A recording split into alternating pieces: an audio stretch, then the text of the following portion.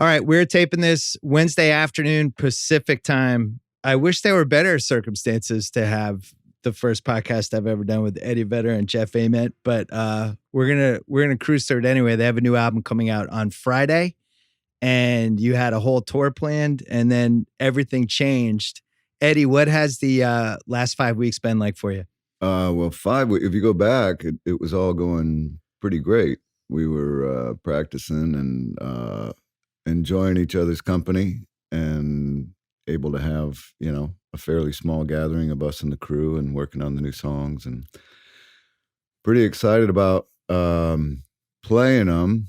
And then it all kind of rapidly changed, and navigating that was kind of terrifying because it was people's livelihoods in the balance, and the way we think about the folks that come to shows and make plans and travel and all that was, when we made the decision, it was not popular even within our own little core group of folks here. I mean, it was tricky, and that started on like a Thursday, and I think we came in on a Monday and did the press release, and it still felt controversial, and we were sticking our necks out. And then by Wednesday, I think it was NBA, NCAA, MLB, everything had shut down. Everything had changed in a matter of 2 days, and it's been, changing ever since. So it was tricky. It was a bizarre set of circumstances. And also being at that point, Washington State was the epicenter of the United States. So leaving our families was going to be tricky.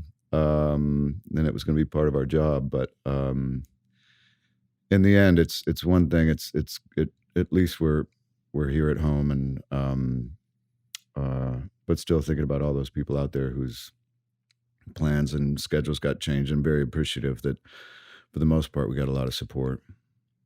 Jeff, you were in Washington, which really became the first American place to get hit pretty hard. Did you guys have a different perspective on what was happening because you were so close to it? Or like, I'm in California, I was reading this stuff. Was it worse to actually be there, or was it the same experience I was having? Yeah, I mean, there was real hysteria at that particular time in Washington, and I went back to Montana to actually see a couple of Montana Grizzlies basketball games, and nobody was talking about it here. And then when we started going down the road of possibly postponing the tour, I started calling, anybody that I knew. I'm friends with a guy in the NBA, Salvatore LaRocca, who's like the global guy. And at that time, they weren't going to postpone any games. They were possibly thinking about playing games without the crowd. And they were basically saying the East Coast, there was no worries. So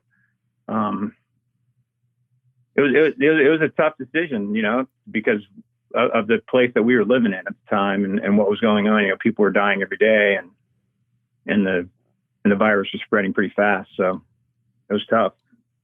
It was an amazingly fast, 100 hours there. Because I remember even that weekend, my wife and my son went to the Clippers-Lakers game on that Sunday. And I was at a soccer tournament outside LA with my daughter, and she's banging bodies with 14-year-old girls for an hour and a half. And all the parents are on the sidelines. And, we knew that potentially something bad was happening down the road, but it felt like something really started to shift that Tuesday. And then I think, ironically for the three of us who are all big NBA fans, it was the Rudy Gobert moment that became the awakening for everybody. When that crossed over into sports, and especially the NBA, that feels like the moment when everything changed. Were you guys watching that night? I wasn't watching, but I'm good friends with Quinn Snyder and Eric Waters, who's one of the trainers. And so when it all went down, I immediately called Eric up and said, what's going on? And he just said, we're in lockdown in the hotel right now, and we're waiting to get tested. And it became apparent that at that particular time that the NBA was in big trouble. Yeah. Eddie, what's your responsibility as a band who has been at the cutting edge of a lot of this stuff, speaking out against certain things, and whether it's political or even the Ticketmaster stuff? What's your responsibility now with the new album coming out? I know you guys aren't doing a lot of media, but you have a huge social media feed. You guys are immensely popular all over the world. Like, what are you looking at going forward as things you can do? Oh, shoot. Our job is always, I've felt that, where actually we are, our natural habitat is either recording or playing live shows. So our thing was just, the record comes out and then we go play a ton of shows and get the music to the people and get the energy going between,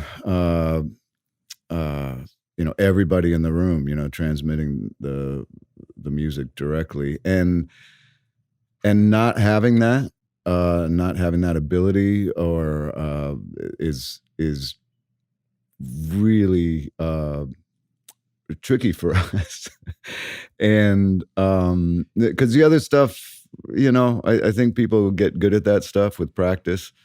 I don't even necessarily want to get good at. I don't care about that kind of. It's probably, it's just not. I've never been kind of comfortable with the whole social media thing. I feel like I have email and I have text and I have voicemail, and that's my social media, and I can barely keep up. So, it's tricky. I think what I'm really left with is this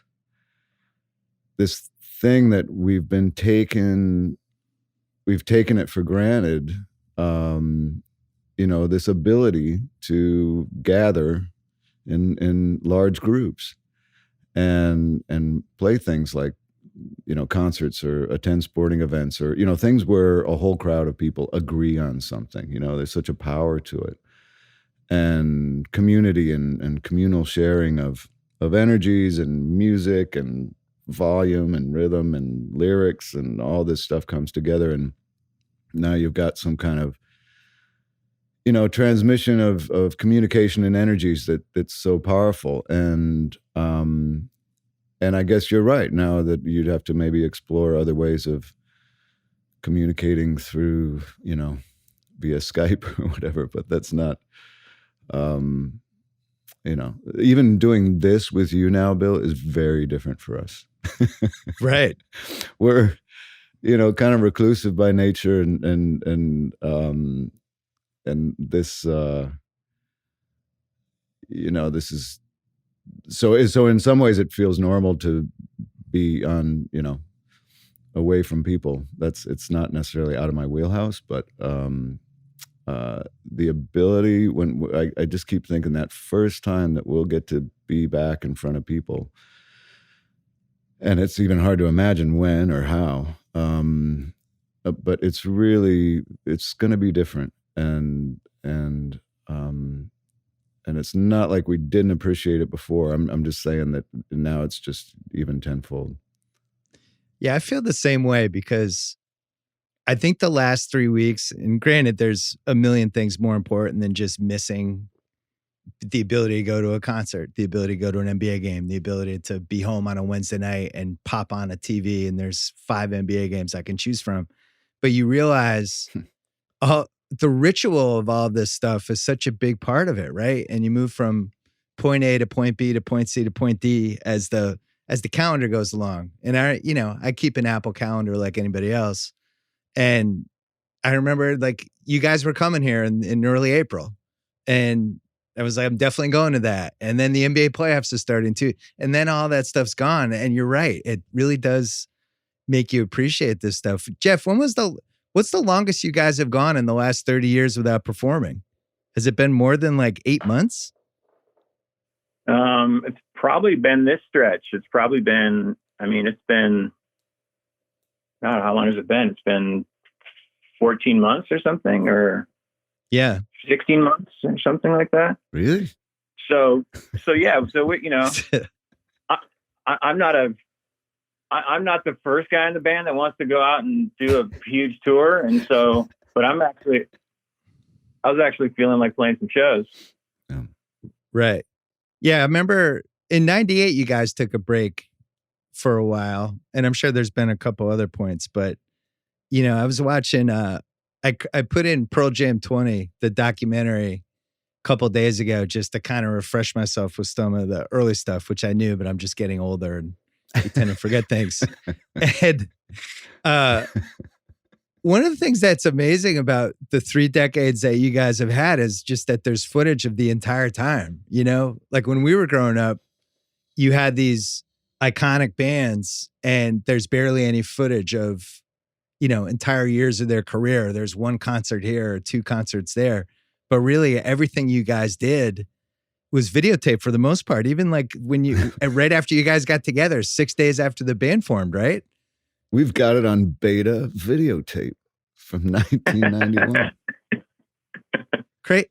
Hey, one of the things that shocked me was you joined the band. I mean, it's a great story. I'm sure everybody knows it at this point, but pretty fluky how everybody gets together. But within 6 days, you're doing a concert. How did that happen that fast? What made you guys all say, yeah, screw it, let's just go on a stage and do this? Yeah, I don't know. Obviously, it was so early in my tenure that I don't think I was part of any decision-making process. So, Jeff, how did that happen? Yeah, Jeff, what happened? I've been wanting to know that too. It could have been me. Yeah. I have no idea. I think, I don't know. I think there's a part of me that I thought that we sounded pretty good. Right. and that we should like test it in front of the, 50 people or whatever, so. But it wasn't based on the Bible or anything. Like on the 6th day, you play a show. I mean, and on the 7th day, you go to a basketball game. Yeah, we saw the Bulls and the Sonics were playing at the Kingdom on the 7th day, which is. I mean, you guys launched the band during one of my favorite NBA stretches, actually. And then, in the Pearl Jam lore, the initial name of the band was Mookie Blaylock. I was trying to figure out what current basketball player would be the equivalent of naming a band after Mookie Blaylock, because he was like a borderline all-star. Yeah, great name. I'm not sure who that would be. I'm racking my brain. He was better than Patrick Beverley, but it was basically like if you would name the band Patrick Beverley now. That would be more controversial for sure. That's true. Wait, so he just blocked it, right? He just threw his body in front of it. He didn't want it. Oh no, he was totally fine with it. He would have cashed in on it, I think, if he could have. Oh, so he was fine. So who was not fine with it then? Jeff, what was his middle name? Well, Darren O'Shea. Right. Was his real name. Or Darren O'Shea. Yeah. Okay. Yeah. What was the chain of events that led to everybody decided the band should be called Mookie Blaylock? I've never understood that. I figured it happened at like 4 a.m, though. Well, Jeff, wasn't it just that we had basketball cards and we were kind of passing them between each other, collecting them. And then I think the cassette that we made, because we'd take home the record or the demos, the first record that we made on that 5th day or whatever, then that card just fit perfectly into the cassette. And I think we ended up, Jeff and I both ended up having the Mookie Blaylock card in our cassette. Isn't that how it happened? I think so. And I think I remembered we gave Kelly a cassette and it had the Mookie card in it, that West Coast Alice in Chains tour. And he said, we need a name this afternoon. And we were like, we don't have a name. That's right. I think it was just the proximity of the tape sitting there with Mookie's card in it. And it was, I remember it had a white background and he was doing like a finger roll. Yeah, that's right. Right. Yeah. And we wanted to put a little bit more thought into naming the band. So we thought if we named it something like Mookie Blaylock, we could easily change it. Right. Were you guys playing hoops back then? Because Jeff, I know you play, but Eddie, you were like kind of secretly playing back then, right? Secretly playing. Well, exactly, because I do midnight shifts at the petroleum company, and then I'd get off at 8 in the morning, and by the time I got home, I'd take my Walkman in one hand, cassette Walkman, and my left hand, and then play with my right hand so I could play music. And I remember listening a lot to Bad Brains and Mother's Milk. A few different records are my favorite for playing basketball too. And so that's why Jeff knows that I absolutely have no left hand, because I was always holding the cassette player. But I'd be up there, at the local, there was a little park called Sunset Park in near San Diego State kind of area down in San Diego. And I'd always have the court to myself. And that was my thing, just to play by myself. And so, yeah, secret, no one knew. And then, one cool thing, you cut to probably less than 2 years later, and we ended up opening for the Chili Peppers. I believe we were in Milwaukee, and whatever the little venue was, it was like a kind of it was more of a theater, but they did have a hoop on the far end, on the back end. Right. And then the Peppers, so Jeff and I after our sound check, Jeff and I grabbed basketball.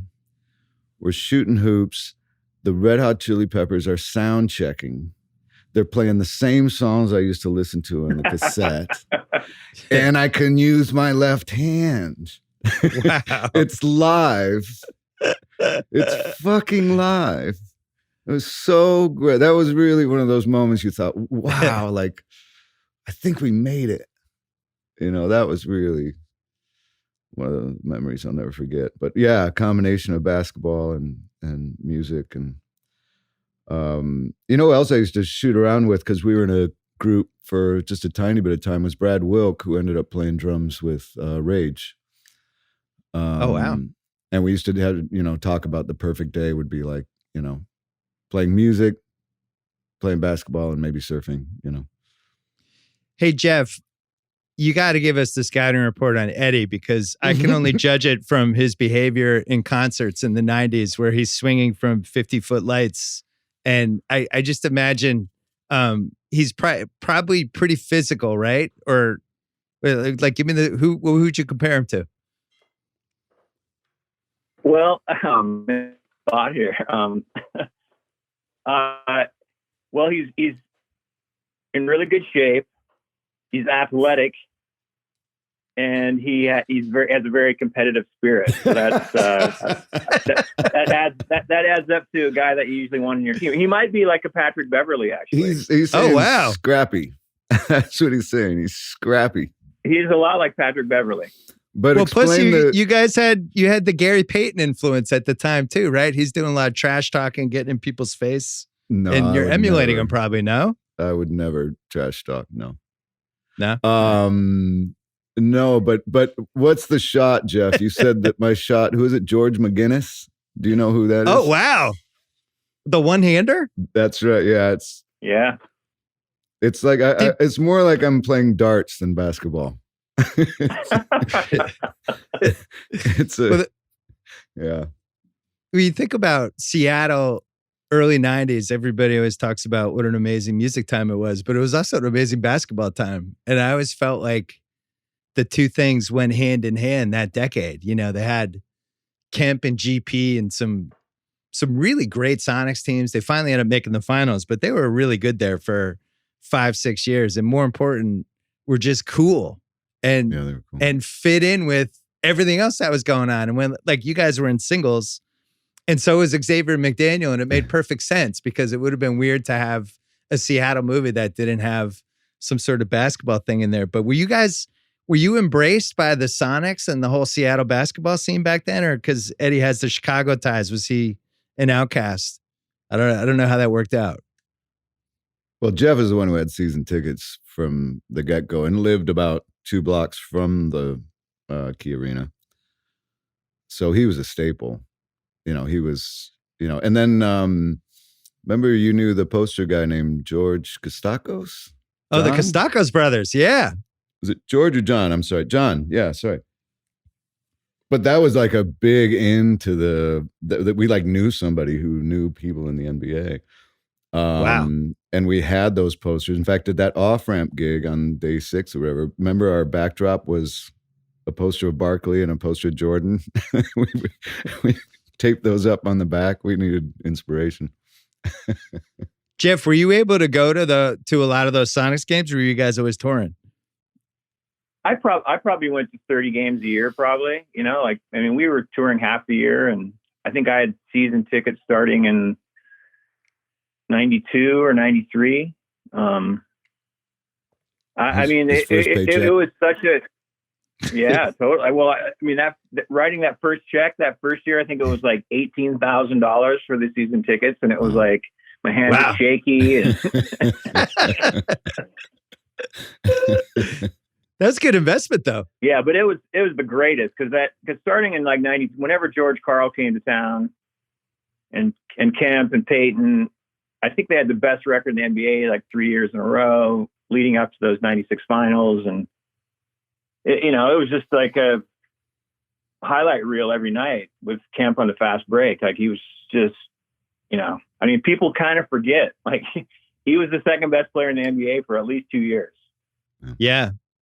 I mean, there's some good stuff on YouTube, but now that basketball has gone away, all these games are just popping on NBA TV and all these different places now. And sometimes Kemp's kind of the lost guy from that era. Cause you're right. There was a moment when it seemed like he was going to be the successor to Malone and Barkley and all that stuff. And then, it just never happened. Can you believe there's been a world now where for the last 12 years, we have not had a Seattle SuperSonics? Oh my God, 12 years already? Yeah. Good God. Do you acknowledge the Oklahoma City Thunder, Jeff? I actually like the OKC Thunder. I'm one of the few.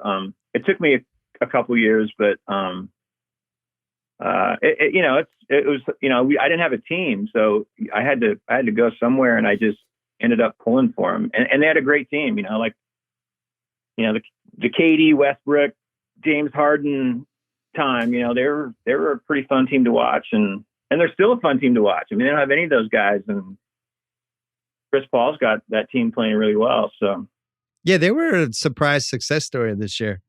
I want to go forward to the new album, and then I go backwards after. You guys hadn't done an album for almost 7 years. Was there a point, Eddie, where you just felt like that was it? There might not be another album, or did you always know there was going to be another album? No, we always knew there was going to be another album. It was, without a doubt. Yeah, I'm not sure the timeline there. If you say it was that long, it went quick. It did. And you know how it is. You mentioned getting older yourself, Bill, and time does go a little quicker as you get older, and you have so many more responsibilities now than those early days. And I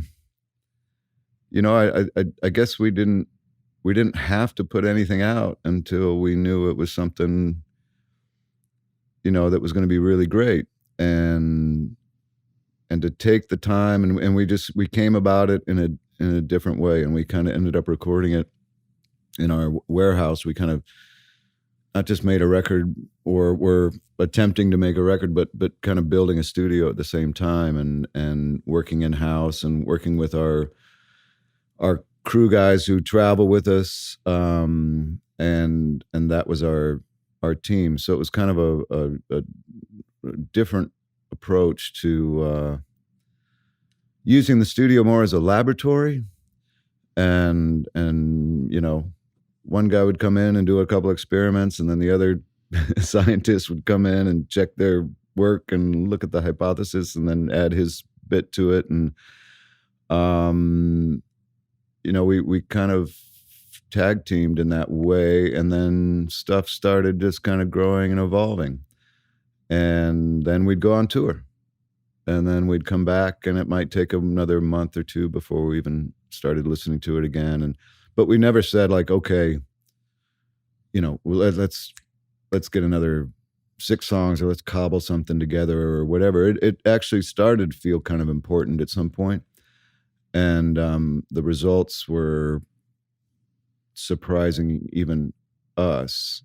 Because you said right before we started on air, you said, I really liked the record. And I was actually, Bill, this was you. You said you said it's really good. It's and you sounded like surprised. What the fuck?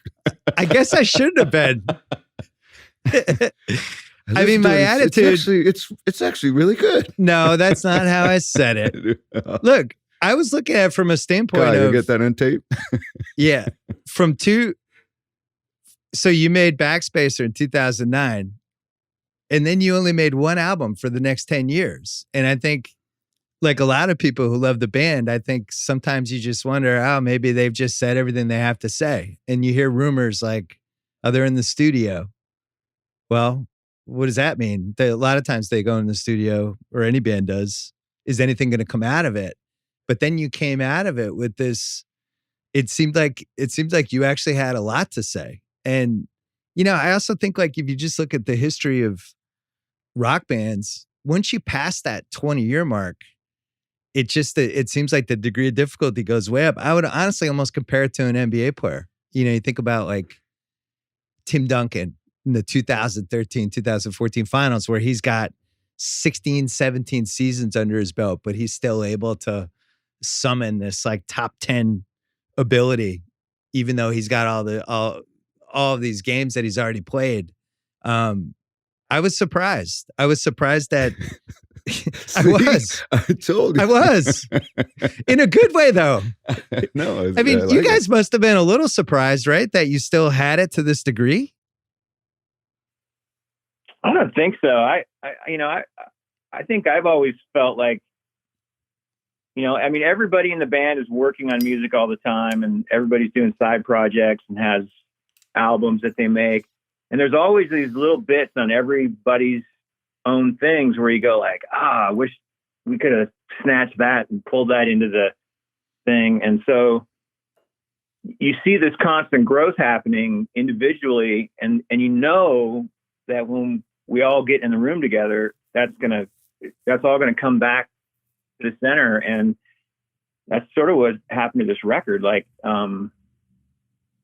we sort of allowed everybody to have a voice in the direction, and we fell in love with some things that maybe historically we wouldn't have gone down those paths. And I think we wrote, some of the best stuff we've ever written. I mean, from my standpoint.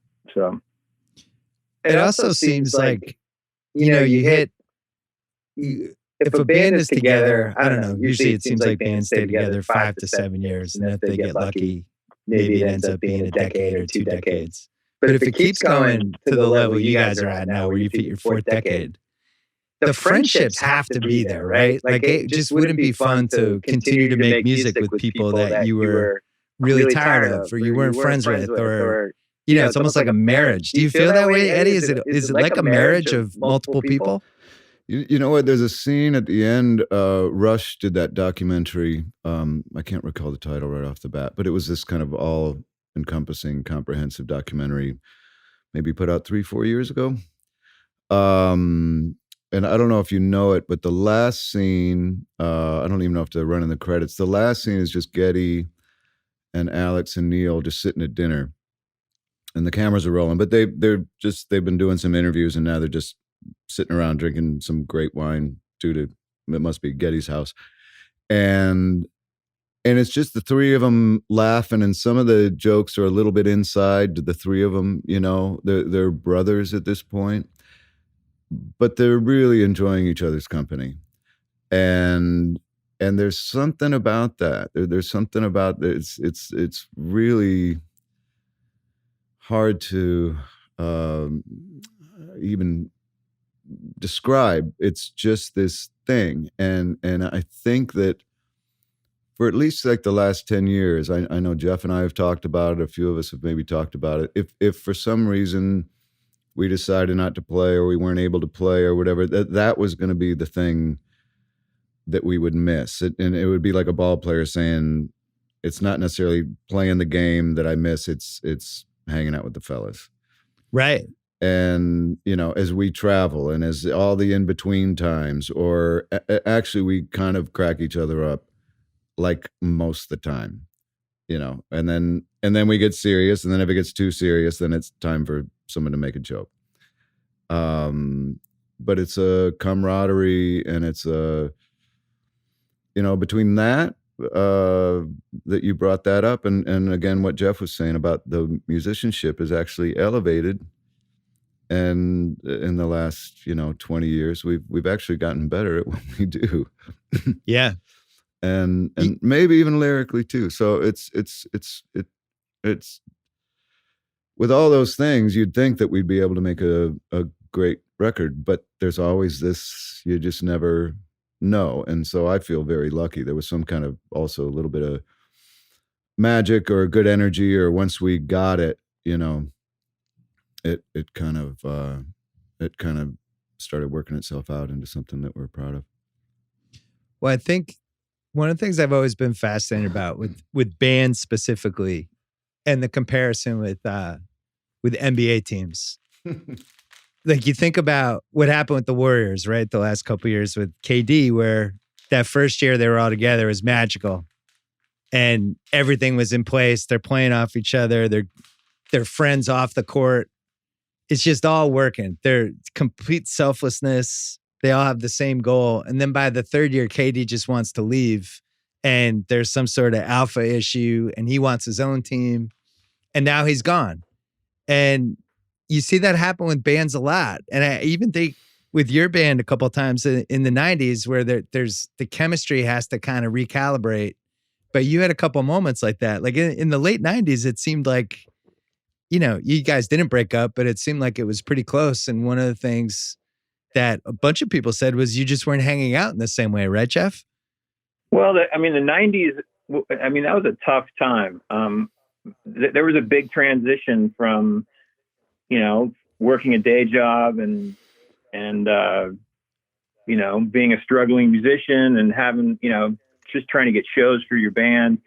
All of a sudden we're on tour with the Chili Peppers, and we're going to Europe, and we're on Lollapalooza, and we're, it's like all of a sudden the world's our oyster, and then it really blows up, and we go home, and all of a sudden you can't go to the store without like 10 people stopping you to talk to you, and life gets complicated. And I started just like bailing. I started going to Montana, which is where I grew up, just to get away from it. And I think there was maybe a little bit of a problem with that, because I was just bailing on the whole thing. Like I was like, I just took myself out of the loop.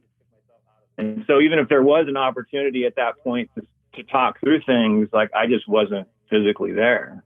I couldn't handle it. And so it is sort of a miracle that we got through that. And I think, maybe some of it was just giving each other the space to sort of go through, the individual fires that we were going through at the time. And somehow the music and that thing that we had just kept bringing us back together. And I don't think we ever took any of that for granted. At least I never took that for granted. I knew that there was like a real thing that happened when we were together. And I'd never felt that in any other band I'd been in. And so, thank God, things would be really different. Eddie, how close in the late 90s, how close do you think it was to the band not staying together? This is complete, like brand new news to me. Like I was probably as hard to, I was having maybe as hard a time as any, if not more so, figuring it out at the time. But I just never felt like that there was any kind of fragility in the band. I mean, I don't think, we've never had like a knockdown drag out or someone left the room and we never talked to them again for 6 months. I mean, that's going to never happen. But a general distancing. We were practicing social distancing. You're early on it, yeah. Early, and again, this reclusive nature, and Jeff kind of built his place, and I kind of started building my place, and it all seemed a little crazy at the time.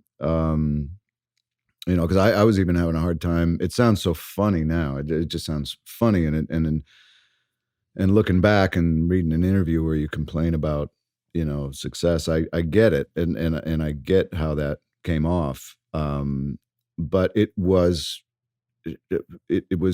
difficult, and it was weird, and it wasn't what we were used to, or it wasn't something we were going to get used to. Right. More importantly. So, well, yeah. I remember just as a fan of the band from the get-go, around the mid 90s, just being concerned because it didn't seem like you were enjoying. No, it didn't seem like you were enjoying it, And I remember I was reading all the stuff, and the music coverage was great back then. And I'm sure everything wasn't 100% true, but it was a little pre-internet, but we had Rolling Stone, and we had Spin, and we had MTV, and I felt like I had a pretty good handle. There were good magazine features back then, and you seemed like especially after the Time magazine cover, where you were like, I just never wanted the band to get this big. I don't know how this happened. And I remember in the moment thinking, oh, fuck, he's just going to go away. He's going to leave. He's not going to like this. But it doesn't sound like you ever felt like you were that close. Oh, well, personally, yes. But with the band, you said the band breaking up. No. So for me, maybe that was just me getting through whatever the complications were. So I now I understand your theory a bit more. But yeah, no, I was losing my mind, and I wasn't the only one. Yeah. So, but I'll take credit or responsibility for all my that time. But you were a young guy at the time with had a million things going on that you probably never expected. But what would you tell yourself? You go back to 1994. What would you tell yourself? Well, I don't know if I would. But first of all, me in 1994 would not have listened to me. I wouldn't listen to anybody. Which is also why if I'm around like a younger group or whatever, I make sure not to, if I have like even a constructive criticism, I just won't say it because they're not going to listen, and they shouldn't. They're going to do their own thing and figure it out on their own.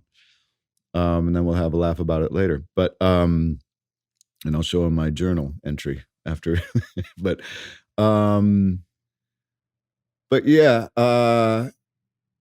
in the end, in between the fights of Ticketmaster, again, not taking the ability to gather in large groups for granted, that was kind of being taken away from us a little bit, or we certainly had to fight in a different way. And that started out very basic. That was a very small thing about surcharges and how much money, and compared to the percentage of what was on the ticket price, which we were keeping ticket prices low. I mean, it was a basic small argument that turned into this whole other thing that we had to deal with for quite some time. And we're proud of it now.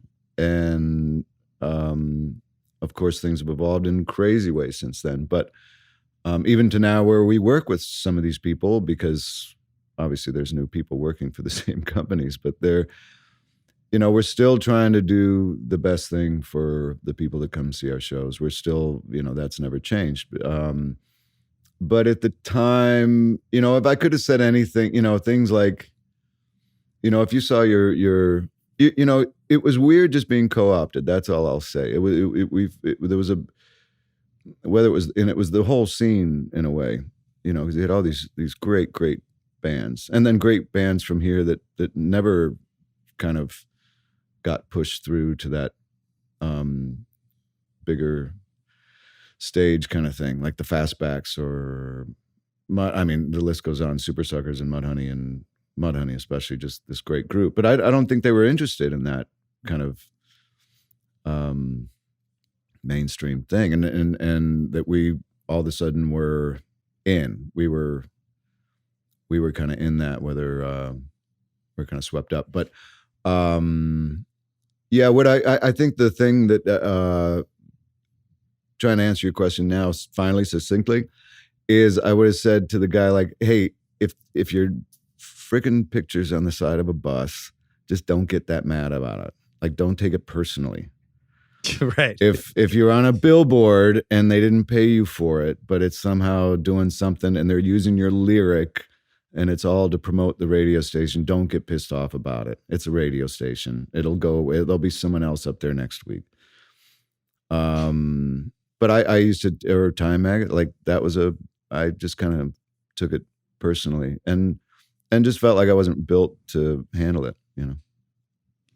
Jeff, there was a lot of camaraderie with the bands of that era. And I know, you know, like Chris Cornell and Chili Peppers, you guys kind of all looked out for each other, which was not typical because the generation before you, everybody just wanted to kill each other and beat each other. What was so different about that era? Why was it like that? You know, I'm not sure. I think some of it was coming up through punk rock and just, you know, in those early shows in Seattle, like at the Metropolis and the Guerrilla Gardens and the Central Tavern and the Ditto Tavern, like it was such a all for one for all thing. You know, I mean, half the people in the crowd were in bands that we liked, and so you got used to just sort of like being friendly with the bands that you were playing with because it was all local bands and they were all your friends, and so when it became time to kind of jump up to the next level and to do it nationally, and then to be asked to go on tour with the Chili Peppers and to have those guys treat us so well, and I mean, it really was just a dream come true to do those 40 shows, those initial 40 shows, only weeks after our album came out, and you know. It really did just set the tone for how we wanted to sort of conduct ourselves. And you know, you witness bad things happening, and if you get treated poorly as an opening band, our instinct was to like, we're never going to do that. If we ever get in that position, we're never going to treat the opening band like that. Or we're never going to treat, like, we would see bands treat their crew members like shit, and we'd be like, we're never going to treat our crew like that. And so consequently, we have, you know, a band and a crew that it's one organism when we play shows. And, you know, we've had people in our crew that have been with us for as long as the band, and even before. Kelly, our manager, has been with us from the beginning, and George, and all you know. Carrie Keys, who's been doing monitors from us from the beginning. Smitty, who's our tour manager, has been working with us from the beginning. I mean, it's like, it's such a beautiful thing to be working with people that you love and care about and have so much history with. And we've gone through so much. We've witnessed so many amazing crowds, and we've also been through some hard times. And so, I just feel so lucky. I just feel so lucky to be, it's, you know, I think in that way it is like a marriage. Like if your marriage lasts 30 or 40 or 50 years, then you've gone through the fire a few times, and it sort of feels that way with this band. Eddie, when did you feel like the band was at the peak of its powers from a performance standpoint? No, in concert. No, I was listening to our rehearsal tapes. I was an organizer. So yesterday, yeah. All right. Yeah, no, it's sounding really good. Really good. All right, but I'm going back, like in the 90s, there's a lot of trial and error. You're learning each other. No, I'm asking in the 90s. Okay. In the like if you're an athlete. When did we peak in the 90s? Is that your question? It's not peak. It's when did you feel on stage Like you guys you just knew what you were doing completely and totally as a band. Well, that's a different. Not knowing that was what my we're question. doing. Well, that's because there's always going to be a part of that where we don't want to know what we're doing. That's kind of why, somebody said, oh, come on, you don't get nervous before you play. And I said, actually, you do, because there's something that's going to happen that you don't know what's going to happen. And you want to be attuned to that, whether it's something good or bad, or a thunderstorm at Wrigley, or it's going to be a small kid with a sign with tears in his eyes on the, that you can see from the stage, and he's in the first few rows, pick up on something that's going to change the show. That's going to be like there's going to be magic to be made, but you have to be attuned to it. So that's the nerve-wracking thing. It's like, or, and obviously we throw something in the set list that's going to make us all pay attention, Right. And we're going to put ourselves out on a thing. So no, we still, are we getting better at that? Maybe. But okay, don't know what we're doing. And then again, the question. I'll explain the question. Because if you're using the basketball analogy, well, here we go. Like if you throw a basketball team together, it's going to take a couple years, right, before everybody completely has a feel for what everyone else is doing at all times. Or maybe music doesn't work that way. I don't know. You tell me. Okay. Well,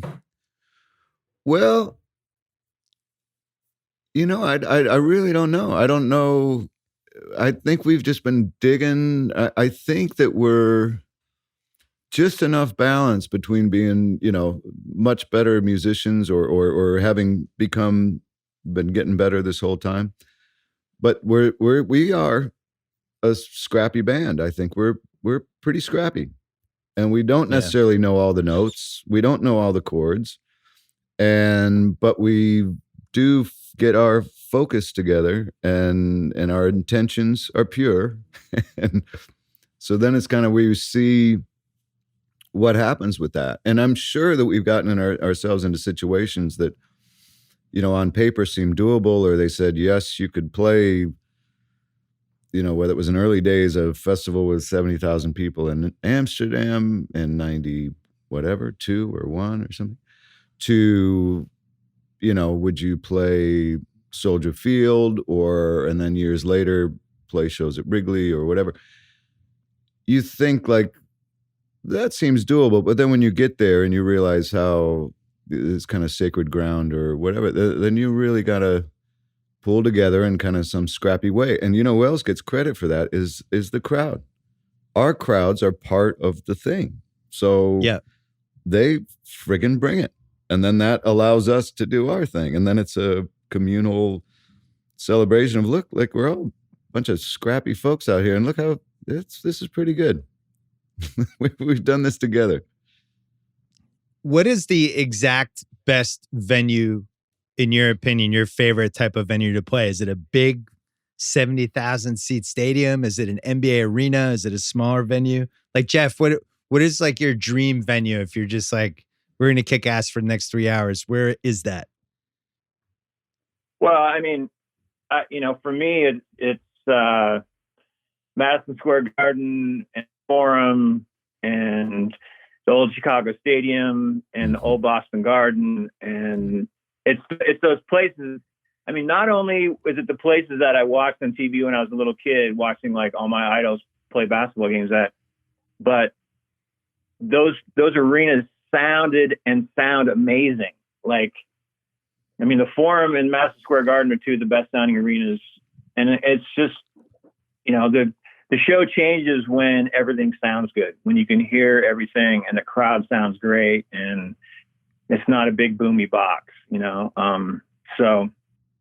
Yeah. What about you, Eddie? Bill, all the old arenas, Chicago Stadium, Boston Garden, the Spectrum, before they put in all the suites and the glass and the da-da-da, that kind of changed everything as far as sound.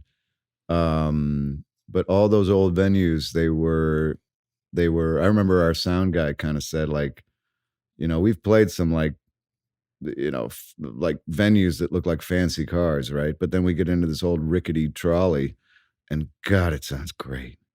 Right. The sound guys were just so excited. After sound check, you're like, how's it sound out there? Like, oh my God, I wish we could play here every night.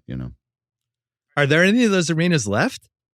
Well, I guess you'd have to go old school, right? Yeah, the Forum, but it just got bought by the Clippers owner. God only knows how long it's going to be around now.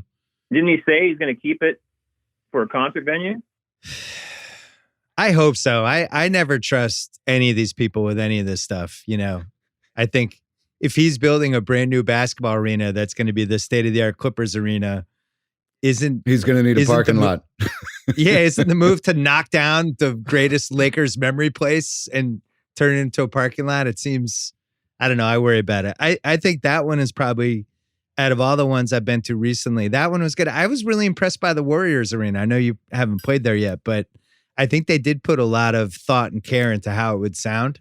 It's still new. It's still got suites and stuff, but I do think they put more attention into that stuff than some of the later arenas have had. But I'm with you, like the Garden, Chicago Stadium, the Spectrum, those were the OGs. So you guys would rather be indoors than outdoors, it sounds like. Well, and then you go to the other side, and then you might be, and mind you, we feel so fortunate to be able to say this, even that when you play for maybe 100,000 people in Brazil, and they're all getting along incredibly, and they're singing along to the very back, and you can see the sound wave when they clap. You can see the time lapse of the sound to the drum beat as they clap. It's like, that's inspiring too. And then a small club, like when you get into something small or play a solo show, or the communication in a quiet room, and it's nice to have all, be so fortunate to have these different experiences. Jack Johnson, he loves to play outside. He wants every show to be outside. And to me, I'm checking the weather like the week before. We've been through a couple weather things, and Wrigley was one of them. The first time we played Wrigley, and in the end, it's this kind of miraculous event that took place, and the owner of the Cubs, Tom Ricketts, had to go toe to toe with all the powers that be to allow us to do that and risk his reputation in the neighborhood and the whole thing. And he had the courage and guts to back us up, and that was incredible. It turned out okay. Ernie said, let's play 2. And we were like, let's play till 2. And it had some symmetry to it, and yeah. Ernie Banks was there. And Ernie was going to be the next song when our security guy said, we're going to have to shut it down now. And then I spoke to the crowd, and then we kind of figured it out, and everybody had to move off the field and now it's not a big enough venue to hold everybody in those small concourses, the friendly but tiny confines, Yeah. But then looking back, so all these years later, you can look back, and Ernie was going to be next. He was going to stand up there with me and do All the Way and all that. So we played 20 minutes, and then Ernie was going to come up, and Ernie's pretty frail at that point, And he went up in our kind of dressing room area, and I said, hey, Ernie, I don't know how long this is going to go. I just talked to the head meteorologist. It might be an hour. It might be 2. But just so you know, it's going to be a while. And he looked at me, and then he looked over at the table, and he says, is that red wine? I said, yeah. He says, I'll have me a glass of red wine. And in between talks with the chief of police and the meteorologist, I keep coming back to Ernie, and we had, a solid hour, if not 90 minutes, going back and talking baseball with Ernie at Wrigley Field. It was, the way you guys have evolved with the concert albums, which were initially bootlegs. And I remember in Boston, there was a store that used to have the bootleg CDs It was near Boston University in the mid 90s. And then all of a sudden everybody kind of realized we should start maybe getting a couple of these out. But it seems like, I think there's been a couple bands that have been really, I don't want to say the word reinvigorated, but it's enhanced by this huge concert library where I think Springsteen, the Grateful Dead, where you have like, you guys have a Sirius channel where, you could pop on there and it's just all these different concerts from all these different years and dates and venues. When did you guys fully embrace that aspect of this whole thing, that this was one way to really extend the run in all these different ways? Well, Jeff, I don't remember what exact year it was, but I know for a fact, and we'd go to, what was it, Camden Market in London. We were voracious with, finding bootlegs. A lot of them were on cassette. And, some of my early ones were vinyl, Who at Madison Square Garden on vinyl.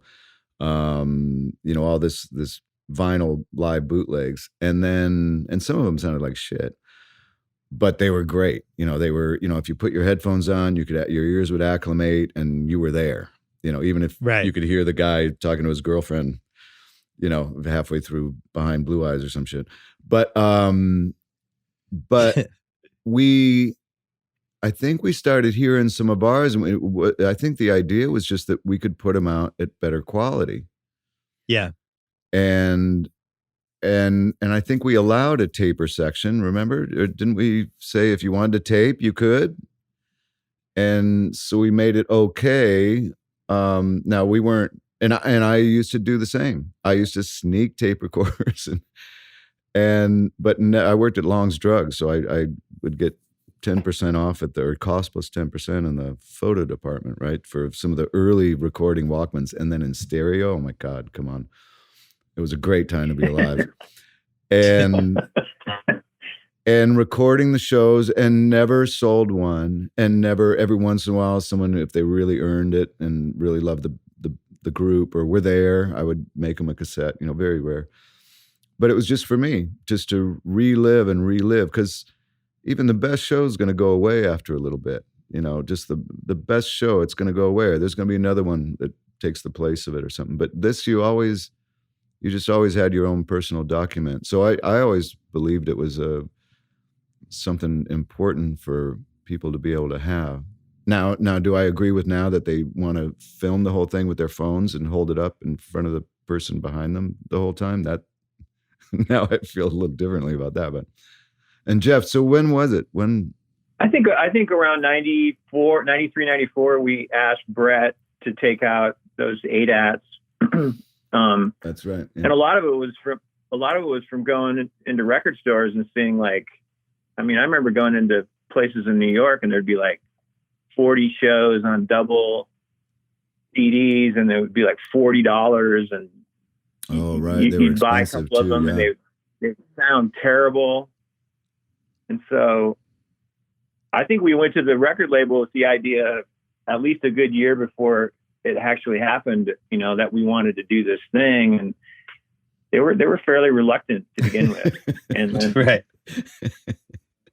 And then we sold a shit ton of them, and then they were on board magically. So I think we're in the Guinness Book of World Records because the day we released like 10 bootlegs or whatever, they all went into the top, I don't know, 100 or top 50. We were like the only group to ever have 10 records in the top 20 or something. Yeah, something funny. So YouTube comes 2006, and now anytime a band is playing anywhere, you can go find the concert on YouTube within a few hours, or you can find a song, or you can find a moment. How aware are you guys of that whole thing? And you mentioned you could see the people holding their phones. Like, you must hate that because you're trying to connect with all these people, and meanwhile they're just pointing a phone at you. Well, and the other thing, I'm also worried about, again, the person behind them, because it's just annoying. And they're trying to watch you, and then there's like a little you in front of, just whatever. Yeah. But, it sucks. But the biggest thing, going back to the initial construct of this idea, was that it would sound better. And these phones, they're gonna, maybe they'll start recording and if they record it in stereo, it might be a little better. Yeah, I don't like it. And listen, if any band was ever going to pull off, nobody can hold their phones up in front of them during our concerts. It's you guys. So you might have Jack to think White, who about just takes them away. You just got does to he? put them in a bag when you get into the show, which is really, oh God, it's good thinking. But it's What? I got to ask both of you this. This is just a super nerdy Pearl Jam question because I have my own answer and I'm not in the bin.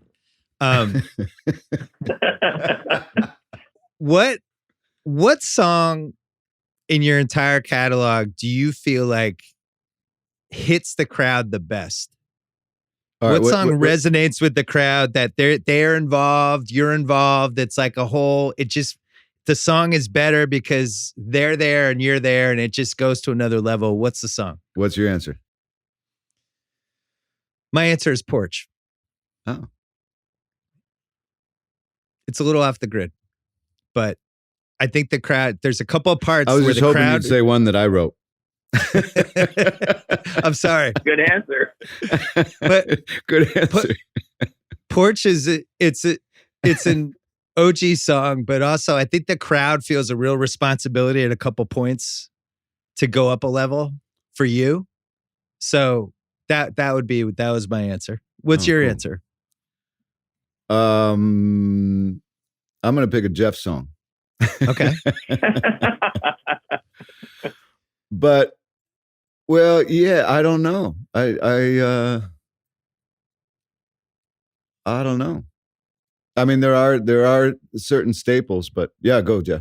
I was going to say, what song that I think about? It was the second time that we played Buenos Aires, and when we played Evolution, that it felt like we were on another planet and something.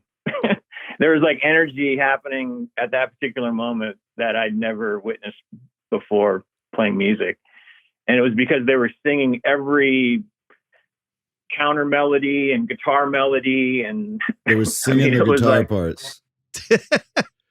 It was awesome. It really was one of the most unbelievable things. And so yeah, I got chills thinking about it. I remember. Yeah. And then that song at the Garden, we were playing the Garden, I don't know how long ago, 15 years, 10, I don't know. And we're playing, and all of a sudden the stage started, like something was happening. You didn't even know if it was the stage. You didn't know what was happening, but your balance was off, like something. And all of a sudden you realized the stage was moving. So you kind of like leaned down as if you were on a surfboard on a bumpy wave, like leaned down, and I felt the ground. And I was like, what the fuck's going on? And didn't know if it was an earthquake or like, don't panic, maybe it's a train, but we had played there before. I'd never felt it. And I looked back at Matt, and he looked at me like, what the fuck's going on? And he's on his kit, and the cymbals are swaying, and we're like, what the fuck is going on? And the whole floor of the Garden, the whole stage was bouncing up and down, actually. Oh, wow. Yeah, from a New York crowd to get them that excited, that's pretty good. I only went to one basketball game when that happened. When in '87, when Bird stole the ball against the Pistons, and I was there at the Boston Garden. Wow. And I actually thought the Garden was, you're going to say like, wow, the Garden's going to collapse, like jokingly. Like it really actually did seem like it was going to collapse. Like the thing was shaking. So it was the only time I ever remember that happening. I got to ask you guys about rock bands just in general, because we don't have a lot of them anymore. And you came from this era where, one of the great rock eras we've had, that 4 or 5 year stretch that was just absurd.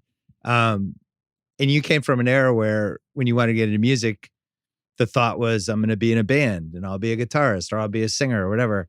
And now over the last, I would say 15 years, way less rock bands, obviously hip hop, rap, all that stuff has become entrenched, and you see a lot more solo acts and things like that. We don't have that next wave of giant rock bands. What happened? And do you think that will ever come back? So Jeff, you can answer that first.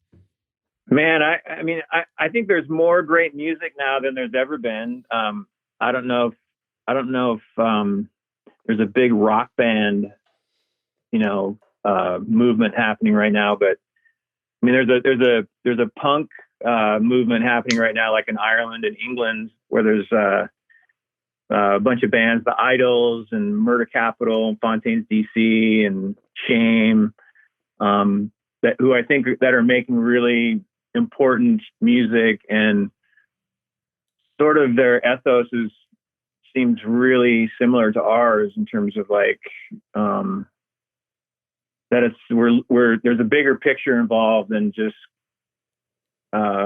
playing a rock show and getting drunk and whatever. So I think I don't know if guitar music is gonna, I would guess at some point people will be tired of like their Ableton and their Pro Tools, and somebody will just start writing like really great, heavy rock riffs again. It seems like it sort of has come and gone a few times since the 60s. So Eddie, what do you think? Yeah, I think right before even that era of part of it was the Seattle bands, and before that there was talk of synthesizers taking over the world, and maybe it's cyclical, for me. And I think, I see it with my daughters or their friends or, young kids. There's still, you go see Jack White, the Raconteurs, or Jack White, any formation. There's just something about human beings playing the shit out of their instruments, working their asses off, singing, moving, playing, like, this thing. There's just something about it that just never. That's always gonna be, for me, the greatest thing. Part of it is the effort. You're seeing the effort. I probably don't have a big appreciation for like a DJ type scenario because I don't see the effort. The effort must have. It happened because obviously it's some impressive music with rhythms and beats, and it's moving these people and the whole thing, and the effort was put together before he got there, or she, but to kind of hit a button and wave your arm around, for me that's just not gonna, it needs to be, some of the best shows I've seen are like Mudhoney in a small place, this band Dead Moon, this 3-piece. I mean, it's just so real. Just so real, the humanity of it, like I want the humanity, and I think that for me that only comes from hands on a guitar and the drummer working his ass off, and that I mean the Fugazi shows would change your life. You could see them, and if you never had seen them before, you could maybe had never even heard a song before. If you went into that room that was $5 all ages and saw what these 4 people did with plugging straight into their amps, 2 guitar amps, a bass amp, and a drummer, it changed your life. Like changed your life. And there's just, I've never seen anything like it. The Who, for me, again, another band that would change your life with 4 guys up there playing their heart out. My hope is that it comes back. My son is 12 and he's been playing the bass for the last, 10 months, and he's really into it. And I do feel like this stuff's cyclical to some degree, where you start zagging because everybody is zigging the other way, and as you said, going on stage and just playing a song to a group of people the old school way, the connection with the fans, I still feel like that's going to win. But it also worries me how easy it is to make music now, where, all you need is a beat. You can be on a computer. It could be one person, it could be 2 people. Whereas, 30, 35 years ago, you kind of needed all the pieces and you needed to get together. Like even when Jeff and Stone were trying to figure out what to do after Mother Love Bone, like they needed a singer, right? There was like, Jeff, what would you have done if you didn't find Eddie? How would have the next 2 years have looked like? I probably would have gone back to art school. I mean, So you know, that first few so months. I ruined a great artist career. Oh, man. Unbelievable. No. Because they would show, you'd be shown in galleries across the world. I could just tell you that right now. Well, You would not have failed there at was a that. few. Yeah, well, there was a few things that happened. I started playing. There was this band called War Babies in Seattle, and I was really good friends with Richard Stuberud, who's the drummer of that band. And I just started jamming with him, and I played a couple of shows where they needed a bass player, and just getting in a room with a drummer and playing with them and like trying things, it sort of made me fall in love with playing again, and it felt free, and just the idea that you could, on any given day, you can get together with another person or 3 or 4 other people, and you can create something out of the ether that, you know, gives you energy to go into the next day. It's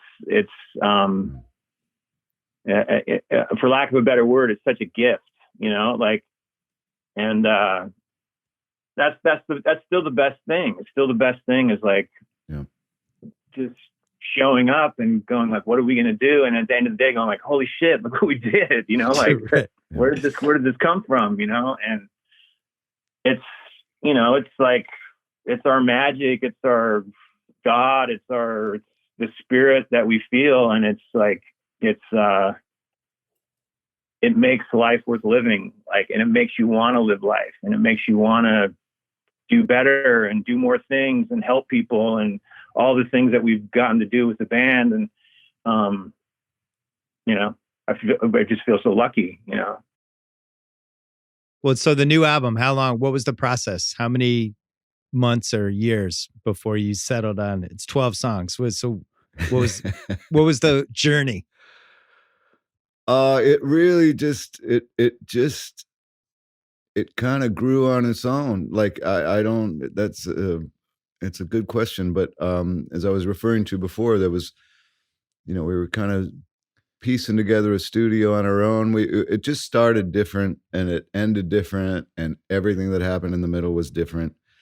And that's what felt great about it. That you know, and at some point we had to finish, because, you know, there was, you know, at some point we zeroed in and thought, okay, I think we got this. So now let's nail these bits and pieces, and this is almost there, and this one's halfway there.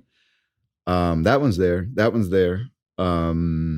But actually, let's get a mix on that and then see. So it was, I guess, this last year, this last fall, I think we really leaned in heavy and hard, and gave ourselves a little bit of a deadline finally, which was cool. I thought was very mature and a grown up of us to say, okay, now let's, you know, let's actually finish, because that can be the hard part. All that other stuff, again, like Jeff was saying, it's so fun and the best. And then after all that fun, then there becomes this part about like, okay, now it has to be, we have to set it down in concrete. And then those are decisions that are a little tougher to make than, you know, the rough mixes and the demos are just like, oh, this is great. But, you know, not quite there, but then that finishing process is a little tougher. So once we got through that, you know, that's the end of the process. That was, it was hard, but not the worst thing ever. And, the results were all stuff that we were happy with. And I got to say that some of that stuff, or even sequencing, I'd come together with an idea for the fellas, and they just immediately agreed. They're like, yep, you did it. You did your homework. And I think that, you know, there might be a tweak here and there, but I'm just saying it was an agreeable process, and which that can be frightening. You know, if we're all using our voices, then that can be scary, because we might not agree. But in this case, we all did, which made what could have been really hard not that hard at all. How do you decide what the order of the songs are, and how much thought do you put into that? Because the first song on this album is Whoever Said. And it's a banger. It sets the tone. And I feel like it was an important choice as the first song, which I think you guys have done over the years. That first song is kind of gives you a sense for what's about to happen. But what's the process for that? Shoot, at some point it's just kind of, you just kind of know distillation. It kind of certain things find their spot. It's like a set list, and I think that's why they maybe let me take a first crack at some of that stuff, is because of the whole set list thing. So in a way, the record is going to be, because we still make records to be listened to. Not that everybody's going to listen to a record from track 1 to 12 in a row and or side A, side B, or there, but we still make them. In case somebody does want to listen to it like that, that's how we make them. And but in a way, it's also like a live show. It would be, you put the songs together in a way that have a flow and a energy, and then the one song passes the torch to the next, and yeah, it's a thought process that really, I think, I think a lot of it comes back to keeping score. When I was a little kid, in baseball games, there's a bit of an accounting that happens, or when we do set lists, or we're going to play 4 nights at the Spectrum or something and try to play as many different songs as we can. And there's that accounting thing that obviously I wasn't good at math and didn't go to school for accounting, but what I did do is stare at the scoreboard at Wrigley Field, and I think that really helped me. Like, just some of those things as a kid that you do that you never thought would come in handy. Yeah, I still feel like that's a big part of it. Yeah, I think we just lost Bill. Hello? Did we lose you? I think we just lost Bill. Maybe he'll just jump back in. Oh my God. I started talking about baseball and he was like, basketball. But it's hard. Do you keep score at a basketball game? I did keep score for, like, when I was in junior high. There had to be a scorekeeper for the high school games, and I would keep score for those. Oh, nice. But they don't sell like scorecards at a basketball game, like pencils and a scorecard. No. Yeah. No, there's like the high school team would have like a scorebook that, but there was a similarity to the baseball thing. There were like these, certain little icons, and you put an X or just a single slash for certain things. And if they shot free throws, it was a slash, and how many free throws they shot. Which wasn't as developed as baseball, probably because the game moves so much faster. But the baseball scorekeeping thing is, I think I could have gotten really into baseball had somebody showed me that, and had I had a team to go see. Right. Well, and it's detailed, but the thing is, there's time. You can catch up. It's slow enough where you can take a second to write the 6-4-3 and da da da blah blah blah. Yeah, and I was into all that stuff. Like, I had all those. I think we've talked about this, but I had all those who's who in baseball, who's who in football, who's who in basketball, and I would stare at. I mean, I read those things every night before I went to bed for like 5 years. Like, didn't you used to? I think we did the same thing. Didn't you used to cut out when they'd have like Monday Night Football? You'd cut out the roster of the TV guide. Oh yeah, no, I love the TV guide. It had the helmet. You try to get as many. Yeah. Man, you just missed the best conversation. Just keep it going. Can we keep it in? My AirPods died. We turned it around to basketball, so you'd rejoin us. We were talking about baseball for a second, but come on, we lost you. But now we're back on basketball. I made the mistake of trusting these AirPods, and all of a sudden I couldn't hear anything anymore, and they were gone. So fortunately, my daughter had a pair of AirPods. Thank God for her. Oh, look at that. Where did we leave off? Did I miss anything? I told kind of a boring story about set lists and baseball scorekeeping. But hey, can I direct the conversation for just 1 second, Bill? Would you? You can take it the rest of the way. Take us home. No. But I was just talking to. I found a trophy in an old like shop, or like a vintage shop or whatever, and it was for 1970. I had to buy it because it was 1975 punt, pass, and kick award. What? For a 9-year-old, which would have been how old I would have been. So I was like, okay, I got to buy this fucking thing. And if people think that I earned it, I'll maybe let them run with it for a minute, and I'll eventually tell them the truth. But Jeff Ament, he's got 3 of those things, and he didn't buy one of them. Jeff Ament, do you remember this? Bill, you said you're getting old. I don't know how old you are, but do you remember the punt, pass, and kick thing? Not only do I remember it, I loved it. Oh, it was always third quarter of whatever playoff game, and I couldn't wait to see who made it. Yeah. Here we go. So Jeff Ament has 3 of those fuckers. 3 of those.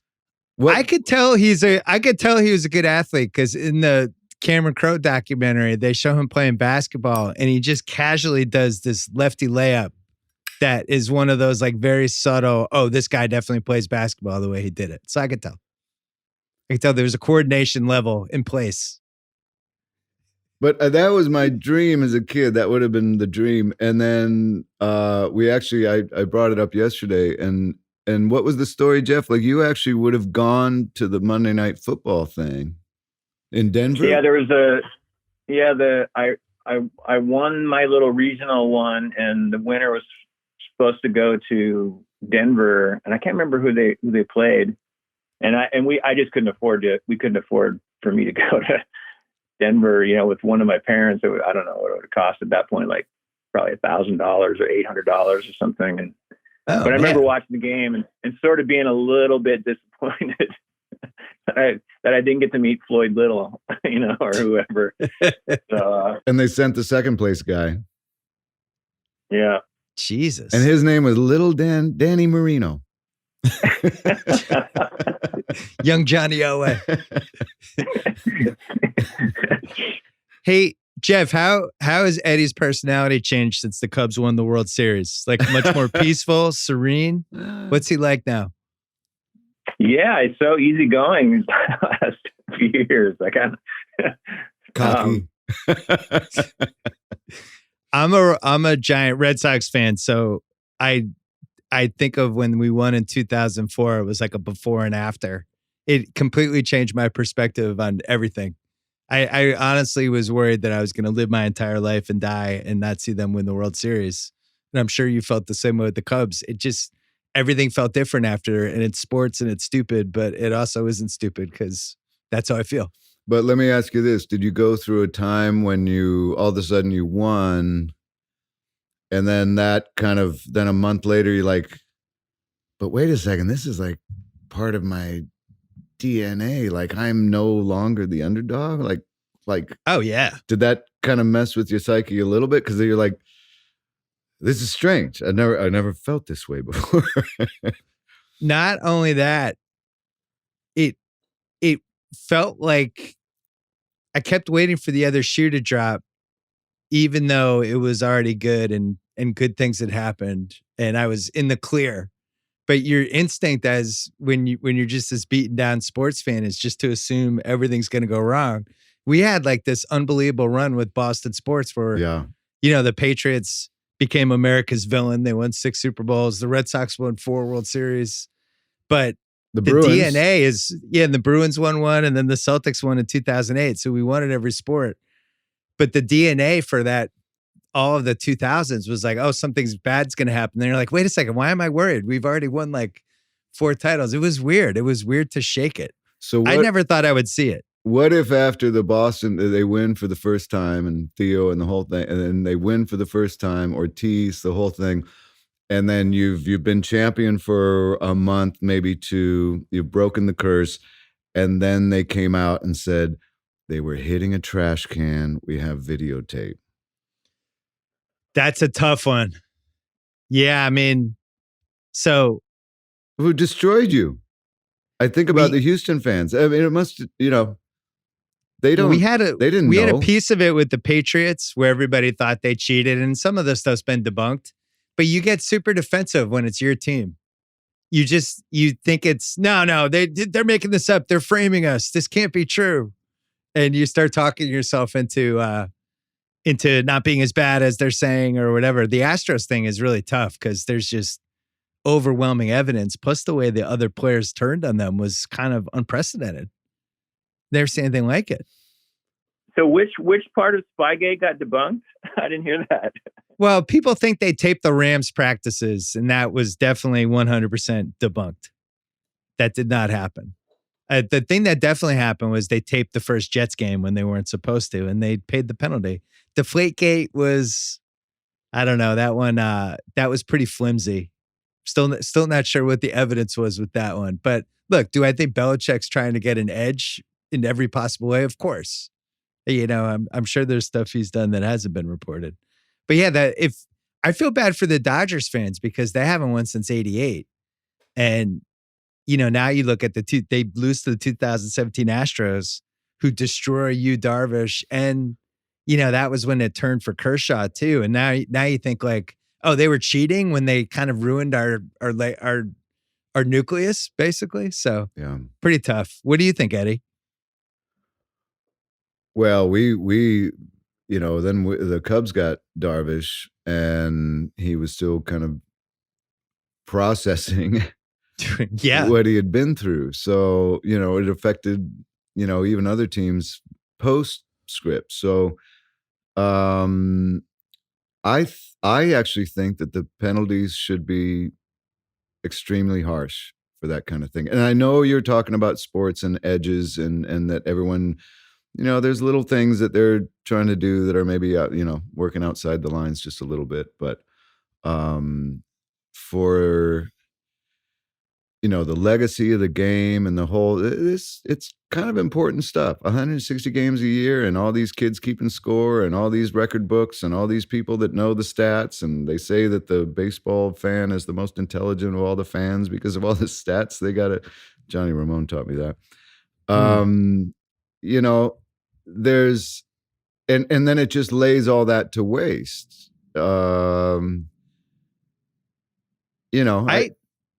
I was wondering why they didn't vacate it like how they do in college, where, it happened, they got to celebrate it, but then baseball just doesn't acknowledge it. It made me wonder if one of the reasons they didn't do that is because way more teams were cheating than just the Astros. They were just the ones that were the most blatant. But you would think if they were the only ones cheating, everyone else would have really banded together and tried to get them. But my guess is they're all doing something, right?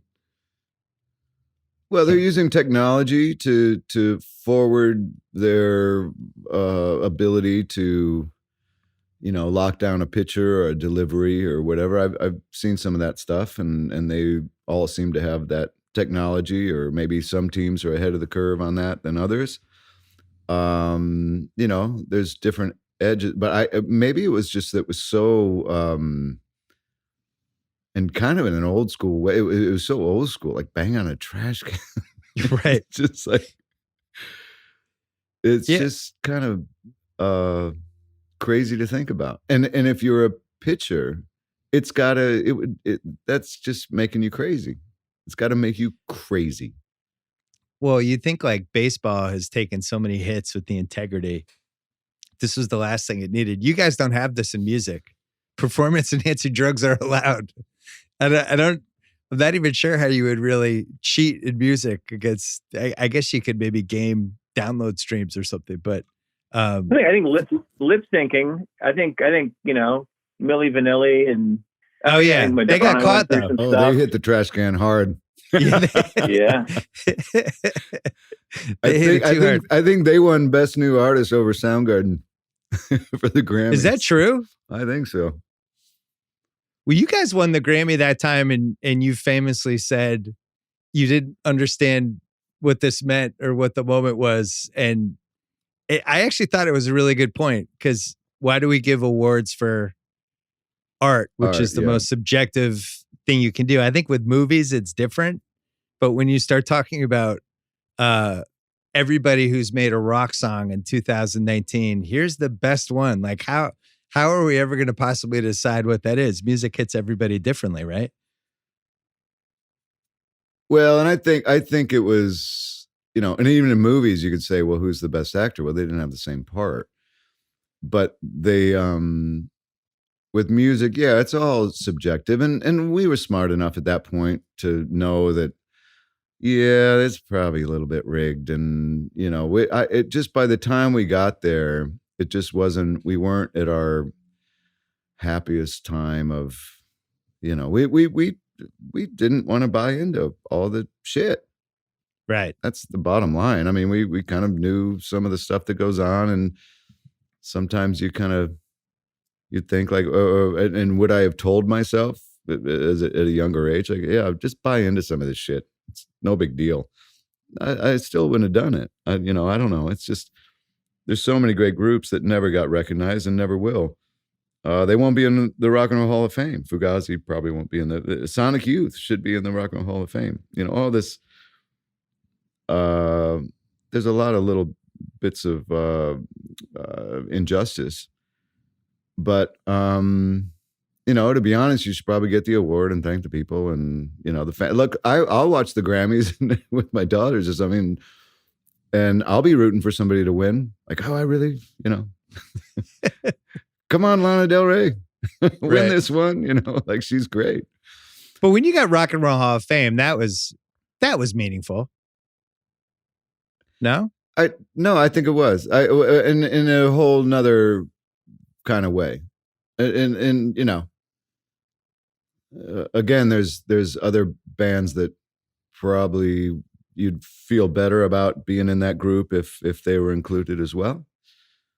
But in a weird way, it was a celebration and a reason to get everybody together and families and crews and something that I guess if nothing else, we had, done our time and, we never broke up. And, I think we've done good things for the art form. And you had David Letterman there. And Dave, that was cool. Yeah. Well, it was going to be Neil. And then Neil got nervous. I think in the end, Neil, because like when we went and did it with Neil, or we inducted Neil and we were part of that, which ended up turning into a record, which was a big turning point in our lives too. When we talk about those early days and where we're thinking about breaking up and all that stuff. And then we made a record with Neil and we thought, well, that's how you fucking do it. Right. And being around him and his energy and his knowledge and wisdom and, but that was at a small, when we were part of that ceremony, it was at the Waldorf Astoria, and it was and I think when he found out it was at the Brook, the large arena, and I think he was just like, I'm just not feeling that, guys. Just wow. So yeah, Letterman came to our rescue. He's a hero. He's so great. And I used to watch Letterman when I did the midnight shifts at the petroleum company all those years. So he was like my co-pilot. And it was, I'd be alone at work in this little booth and getting to watch Dave every night, never miss it. And he had great music. He was always pulling out like Warren Zevon or Mary Margaret O'Hara, all these musicians you wouldn't normally hear of. And he just said, he was good for music, Dave. And then to get to know him over the years of being part of the show, and it meant a lot to us. And then for him to do that was really just awesome. I'm a huge Letterman guy because I'm in the exact age range. I was like 13 when the show, when he got the NBC show, and music was such an important part of the first 5 to 7 years of that show because he actually had an awesome band. Like that, nobody no late night show had a band like that. I remember one of the best things I've Hiram ever Bullock seen. in the early days. Oh yeah. Yeah. And Schaefer, but I remember he had, and I think it's on YouTube, he had Mark Knopfler on, but without Dire Straits, it was just him. But they played Romeo and Juliet or one of those songs or Skate Away. And he just played it, or maybe it was Espresso Love. It was one of those three. He played with the band and they just filled in as the rest of Dire Straits. And it was incredible. He killed it, yeah. Yeah, and it was like in the mid 80s, there was nothing like that on TV unless SNL had somebody good, you know. And SNL would kind of go in waves with, sometimes they'd have good years where they were on it. When you guys were on the first time, that was actually one of those eras where they SNL was actually, you know, introducing a lot of these artists that were pretty relevant. And it wasn't just like pop acts. It was, you know, they had you guys on, they had Nirvana, Soundgarden was on. They were really kind of wired into that culture. But other than that, unless you went to cable, network TV, it just wasn't the same. Jeff, I have a question for you. Out of all the guys, all the bands from the era that you guys popped out of, so we're going like 89 to 94, which band from that era do you think should have been a bigger deal than they were? Well, I mean, sort of, I can think of two different bands and it's sort of two different levels, but Mudhoney is the obvious one because they encapsulated, like, you know, all of us sort of got thrown into this Seattle sound grunge thing, and that's what Mudhoney was. Mudhoney was the Seattle sound. And you could even say the Melvins too, but the Melvins moved to San Francisco and later on to LA around that time. But both of those bands should have been a bigger deal. And to be honest, even though Soundgarden had like tons of hits, Soundgarden to me was like the greatest band from our town. Like they, musicianship and songwriting and just the whole thing. Like Drummer. There were so many shows that I saw them at from, what's that? Drummer. That guy, Matt Cameron. Yeah. Oh yeah. Yeah. You ended up with him. You were talking earlier about the peak of us in the 90s, and about 10 shows into Matt Cameron playing drums with us was when I felt like we were like a great band. When I felt like, holy shit, like that was, that's the answer. Yeah, that's the answer you're looking for before Bill. Yeah. Yeah. See, Eddie, I knew there was an answer. You made me feel bad. And then it turned out there was an answer. No, there was an answer and Jeff had to come up with it. Yeah. But I remember that first few months that we played with Matt, it just felt like the honeymoon to me. It felt like the honeymoon that maybe we never had or whatever. But yeah, you know, Mudhoney, Melvins, Soundgarden, you know, all different ways, but they all should have, I don't know. They should have. I mean, the Melvins and Mudhoney are still bands and making great records and making great music and playing shows. So you could argue that they're still relevant. Still, yeah. Eddie, do you have a different answer or you have the same answer? No, Mudhoney is the same. Actually, all across the board, same answer. But Mudhoney, Mark Arm is, you know, I and he knows this. I've talked to him about it, and we're friends. But I still am slightly nervous around him. He's such a great front man and lyricist and performer. He's gonna kill me.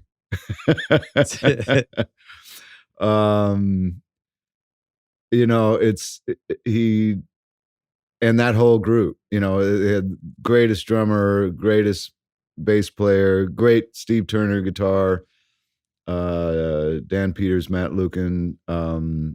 It was just and it was an event in Seattle. A Mudhoney show was like an event, and it was going to be eventful. You knew it. Even their manager, Bob Whitaker, their tour manager, was an event. So it was just part of,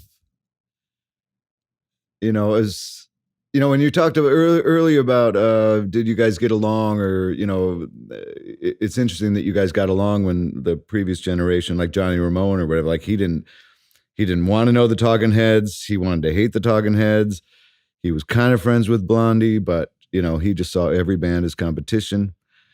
I came up and I was the new guy, and man, if it just meant the world to me that I could have friendships with Kim Thayil from Soundgarden, or the guys from Mudhoney, and Bob, the manager, and it still means the world to me. I'm like Ronnie Wood and the Rolling Stones. Like I'm still like the new guy. Right. I remember when Cobain initially criticized the band, like that had a pretty dramatic effect. I know you worked everything out and got along with him later, but that one time that he lobbed a grenade and you guys were pretty open, like it really made you reevaluate everything you were doing. When you look back at that now, do you think, like, should it have impacted you guys that way, or was it legitimate? Well, I think that was more a construct of the press, right? Is that right, Jeff? Yeah, for sure. I mean, there's that Rolling Stone article where the guy, I can't remember his name, Michael Azerrad or whatever, he wound me up, and then I ended up saying something like, I can't remember what I said, like it was something about riding whose bandwagon and who's riding, but he was working it from both ends. And that article was the thing that sort of blew it up a little bit. I mean, to be honest, we didn't really know those guys. I mean, even in the early Seattle scene, like I knew Chris Novoselic a little bit because he was friends with the Melvins guys, and he would roadie Melvin shows. But those early Green River Mother Love Bone days, like the Nirvana was kind of a South Bay band, so we didn't really hang out with them until we didn't even really have the opportunity to hang out with them until much later. And by that time, it was too late. Right. What do you remember about that time now, Eddie? Oh, shoot. I have a couple voicemail messages from Kurt on a tape somewhere, back when your voicemail was on a cassette. There was some cool there was a Valentine's party at Novoselic's house, and there's a jukebox in the basement, and Tad and Kurt and were wrestling in the corner, and then somehow I got involved in that, and then it was just great times, and one weird thing I remember, there's this thing in Japan called, is it Yoyogi Park, Jeff? Is that what it is? Yoyogi Park? Yeah. So it's groups, it's kind of funded by the city or whatever, and it's like this whole street. It's like 3 football fields long, and there's bands on both sides, separated by a 20-foot walkway to walk into, and it's, you walk down that street, and it was like turning the radio dial. There was a In Sync kind of cover band, or maybe it was before that, so New Kids on the Block, whatever. And then another band, and then another, and then Elvis impersonators, and then a da-da-da. And there was this, like a Nirvana cover band. The drummer was total metal. The bass player had a thing going on, but the guitar player was exact Kurt.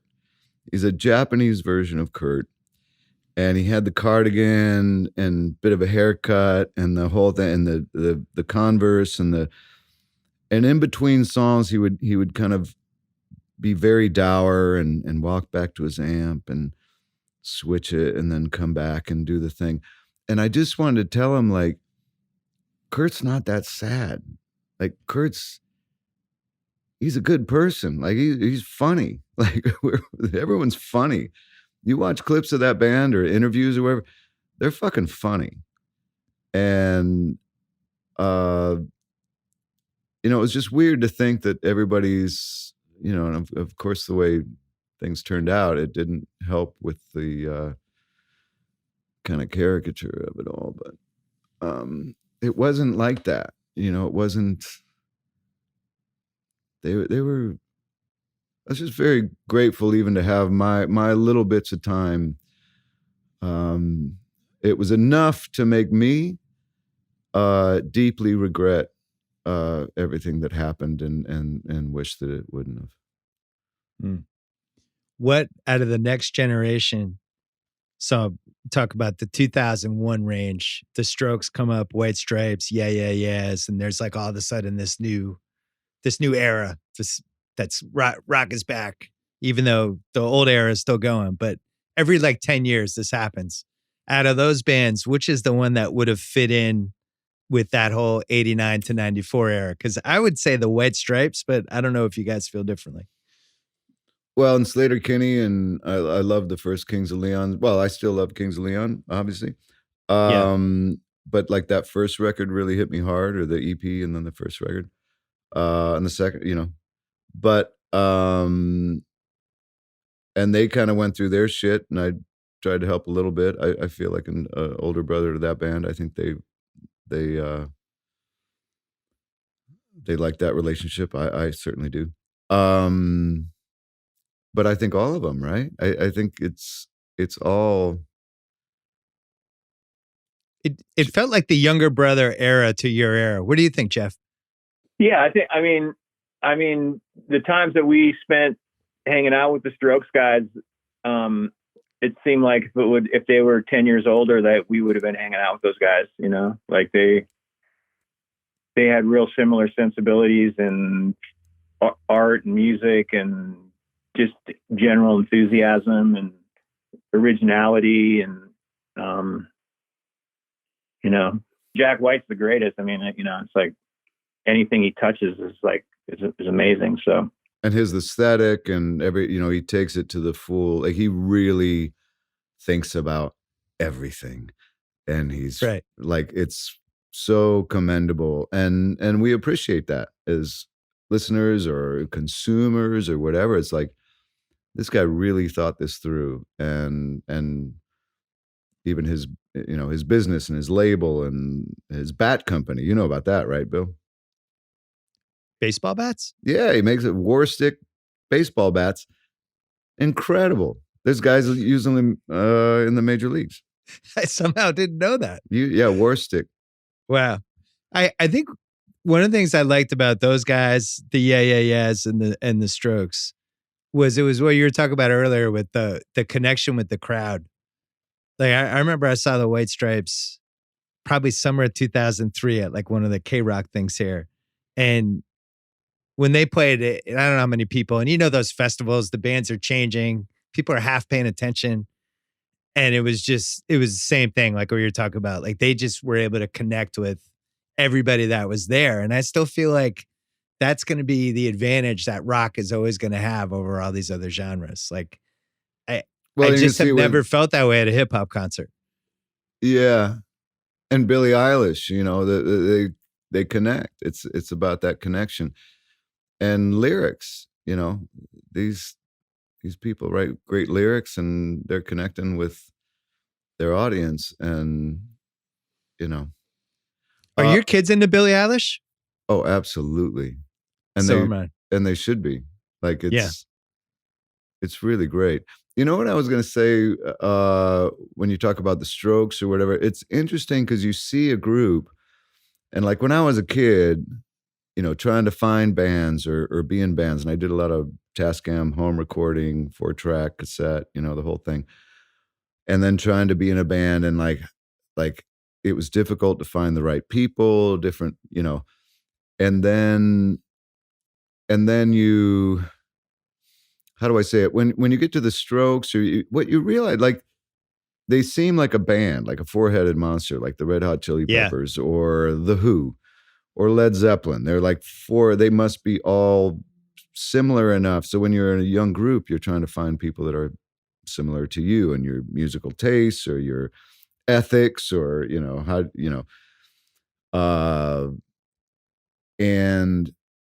and then even Fugazi, which would be like the perfect example, like they must be all exactly the same. Like they must all. The cool thing that you want young musicians to know or whatever is like the band is made up of different people.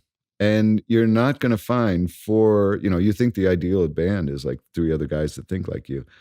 It's that band's going to suck. Right.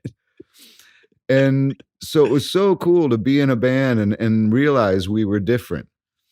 And then but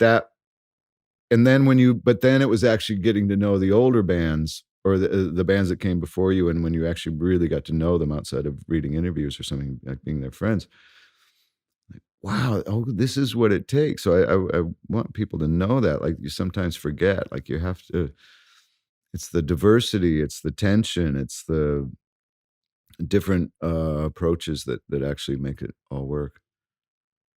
Well, I wonder, you see that in sports now where everybody's changing teams after a couple years, right? And especially in basketball, everybody just every 3-4 years is like, I'm going to go here. Nah, I'm going to be on this team now. And you see these guys that aren't willing to really work through some of the rough patches, and I remember right after LeBron left Miami right before he left Miami in 2014, and Pat Riley gave this press conference. And at that point, we didn't know if LeBron was staying or if he was going to go somewhere else. And he was just talking about like, hey, we didn't win this year. It's okay. This is hard. You're not supposed to win every year. Only 1 out of 30 teams can win. And, sometimes when you don't win, that's when you find out who you are and you got to fight through it. Needless to say, LeBron left. But, I wonder that with, he was gone within 2 days. But I do think that with band, like, you guys have been together 30 years now, basically. But, you hit those spots and the relationships have to keep it together and a whole bunch of other things, but it's not going to be easy. It's like what Jeff said earlier. If it was going to be easier the whole way through, then everybody would be doing it. So I don't know. I still haven't been able to figure out why there hasn't been that next rock era like we had 01 to 04, like we had from 90 to 94. Like if the next one's coming or if music has just changed or if there's been too much rock music at this point. I mean, we've had like 65 years of rock music. So I just don't know. I don't have a prediction for it. I'm rambling, but there's a group, I don't know the answer. Well, there's a group called White Reaper, and they're playing sold out shows in kind of decent sized venues. And, I think there's, I think that art form, well, yeah, I think it'll always exist. We kind of talked about it before, but Greta Van Fleet, I think, has a chance too. I thought first of all, they're related, which is good. That means they're going to stay together. But I think they have a second album, I think, coming out at the end of this year, but that's another one that maybe can do it. Can I ask you why that first song you released, which is really cool, but is also way different than just about any Pearl Jam song you've ever put out? It almost seemed like you were fucking with your fans a little bit. Oh, come on. A little bit. No? No. It was the most interesting first song to put out. Fucking with them we would never. Well, I think people thought, wait, is this going to be is this going to be a totally different sound for Pearl Jam, or is this one song? Like that was a debate for a couple of weeks there. Right. Well, I guess we knew that the whole record wouldn't end up being completely directed more that route. So if they panicked, I think we knew that it would be fine. It's like, a thrill ride. You're like, oh shit, but you're going to be okay. You're going to be fine. It's interesting. It wasn't panic. It was kind of like, oh, what is this? It was more like, I don't feel like people were upset about it.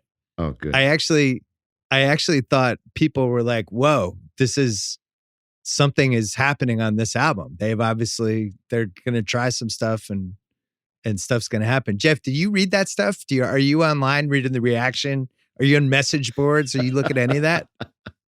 No, but I had enough friends, call and say, that they liked it, or, well, that's different, or there's a handful of friends that are huge fans that I didn't hear from. And so, but it was one of those songs that we knew we were sort of like pushing the envelope a little bit, and yet everybody like sort of attacked that song when we were putting it together. And then when Ed wrote the lyrics and the vocal melodies started happening to it, it was like seriously like one of the best days of the last 10 years of creating things, because it felt like we were doing something brand new and it was great. It felt like it was a really good song.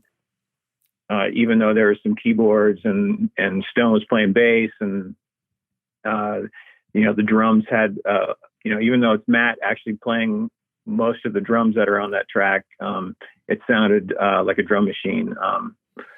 So that's the stuff that I get excited about, is the stuff that's maybe pushing the boundaries a little bit. And it feels like I don't know, there's excitement in that, I think, as a band, when you try something and it still feels natural. Wasn't it a Matt Cameron drum loop that started it? Is that? Yeah. So Matt Cameron, how many drummers did you have before Matt Cameron? At least 4, right? 4 or 5? 5? That was so long ago. 4 or 5. I mean, come on, these are people. I mean, Wait, you had 4 drummers? Matt's been in the band. Matt's been in the band for 23 years, and he's still the 5th drummer. 5, yeah. Yeah. Eddie, what song are you most excited to play in concert from this new album?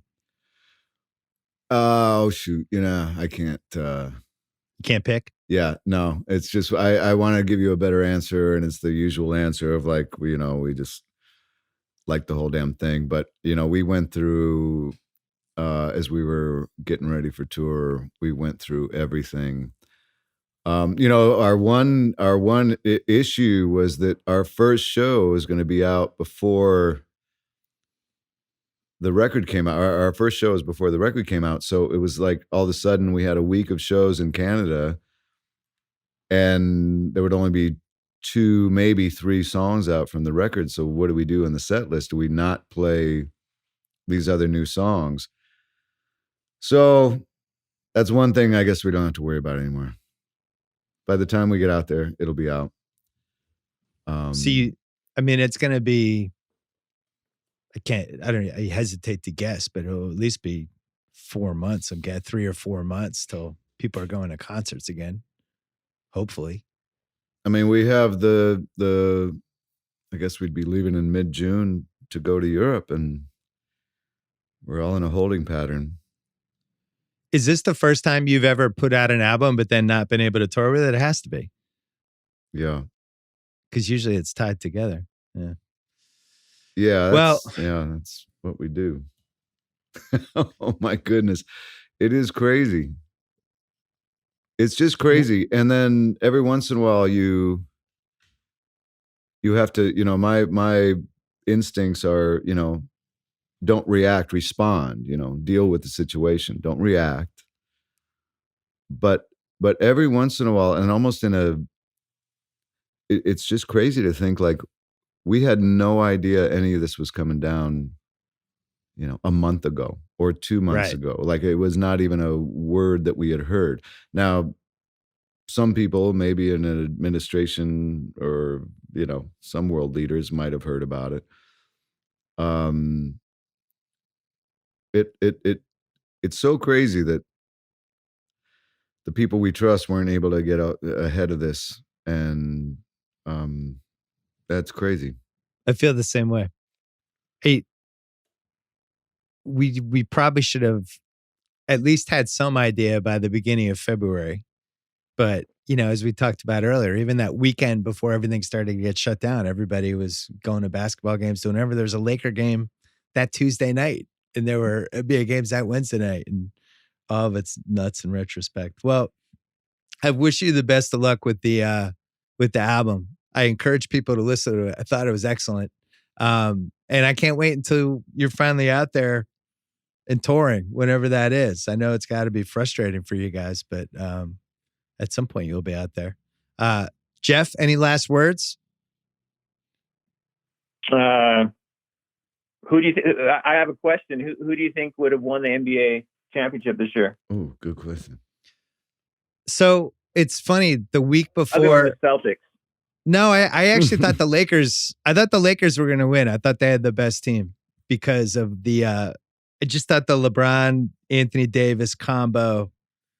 When it got to playoff time, when it just gets so much more physical, and the respect that the officials have for them, and they're just always going to be able to get to the free throw line 25 to 30 times in any big game, and it's just that trumped anything that anybody else had. But I thought it was going to be whoever won the Lakers Clippers series. I thought was going to be who won the title. Well, how about this too? That the Lakers are going to win it for Kobe as well. Like they were. Oh yeah, the fans were definitely focused on that, but that there were some unknown variables, right? Davis had never been in really a huge playoff game before, and LeBron was on pace to play over 3,000 minutes regular season and playoffs, and so who knows? Because you see all the time with injuries and why. Who do you think would have won, Jeff? I thought maybe the Lakers were peaking a little bit too soon. Very possible. I thought the Clippers were still, and a lot of that depended on Paul George. And then I think the Bucks were, right there in the mix. Eddie, do you have an opinion on this? No, my basketball history. I know everything about like Jordan, Rodman, Pippen. That's my era. After that, I literally retired. Once they won those last ones, I literally I didn't even go to another professional sporting event. Like I retired. I didn't even go to Wrigley. I was just done. Wow. It was that good. Couldn't get any better. I'm done. I'll focus on other things. Unbelievable. You just dropped the mic. Yeah. And then I slowly started breaking my I became my own scab. Like I our crew guy George, he's like, so I'd go to Wrigley and I'd go to batting practice and I'd meet Harry Carey and he said, well, I heard you broke your strike, or your. I said, no, I didn't watch the game. I went to batting practice. I left, and then. Wow. Another time I used the technicality and I watched it from the rooftop in the back. He said, you went to the game. I said, not technically. No, it was that good. It was that exciting. Nothing could beat that. I mean, me and Dennis Rodman, crowd surfing, jumping off a 20-foot balcony with drinks in our hands after the Bulls win. Against Utah in Chicago. And then he jumped and I was like, oh fuck. And then the crowd caught him and then we're bouncing around on the crowd. I was like, this is pretty good. It was, there have that big Michael Jordan documentary coming out that my friend Jason Hare did, that I think they're now going to move up to the end of April, but it's 10 parts. The Bulls, not just Michael Jordan, but the Bulls.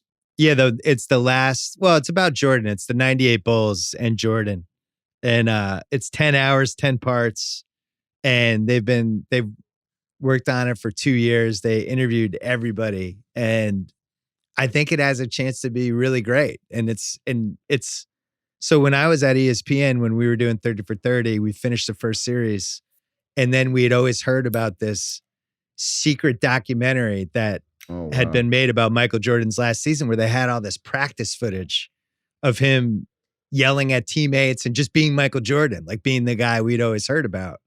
And we were always trying to figure out, what can we do? Can we get a director? And Jordan wanted no part of it. And he controlled all his rights and was just like, no, nobody's doing that. That footage will not be seen. So I don't know what changed over the last few years, but it's all coming out and the footage is amazing. And I think I put it this way, Eddie, I think you're going to be happy. I think you're going to be happy with the 10 hours. Well, and you know what, who else was just so incredible during that time and was really great and gracious to Jeff and I over all these years is Phil Jackson. And, we have a connection with his kids and he he was a cool force of nature to be around, at that time. And he was kind enough to know who we were, and he would give us shit. he would fuck with us a little bit, but as you should get fucked with. But he was, at one point, I think after the Bulls disbanded and Phil was just in with the Lakers, Phil Jackson was my favorite player in the NBA. Yeah. Who's the most surprising person who's ever loved your band? The one that you guys were just like, wait a second, what? I have an answer. Oh, great. Octavia Spencer. Wow. What? Yeah. When I did something at the Oscars or something, I walked off and she was there, and maybe it was towards the end of the show or something. And she stopped me. She put down her phone. It was still on the side of the stage at the little theater or whatever. Yeah, it was so sweet. And her friend was next to me and next to her, and she said, "Oh, you should hear her sing. She sings you like you wouldn't believe." Oh my God. Yeah, it was really sweet. It was awesome. But as far as, you wouldn't have guessed it. That was really cool because I love her so much. So, Jeff, you have an answer? I think in the early days, I remember this wrestler named Bret the Hitman Hart, I think was his name.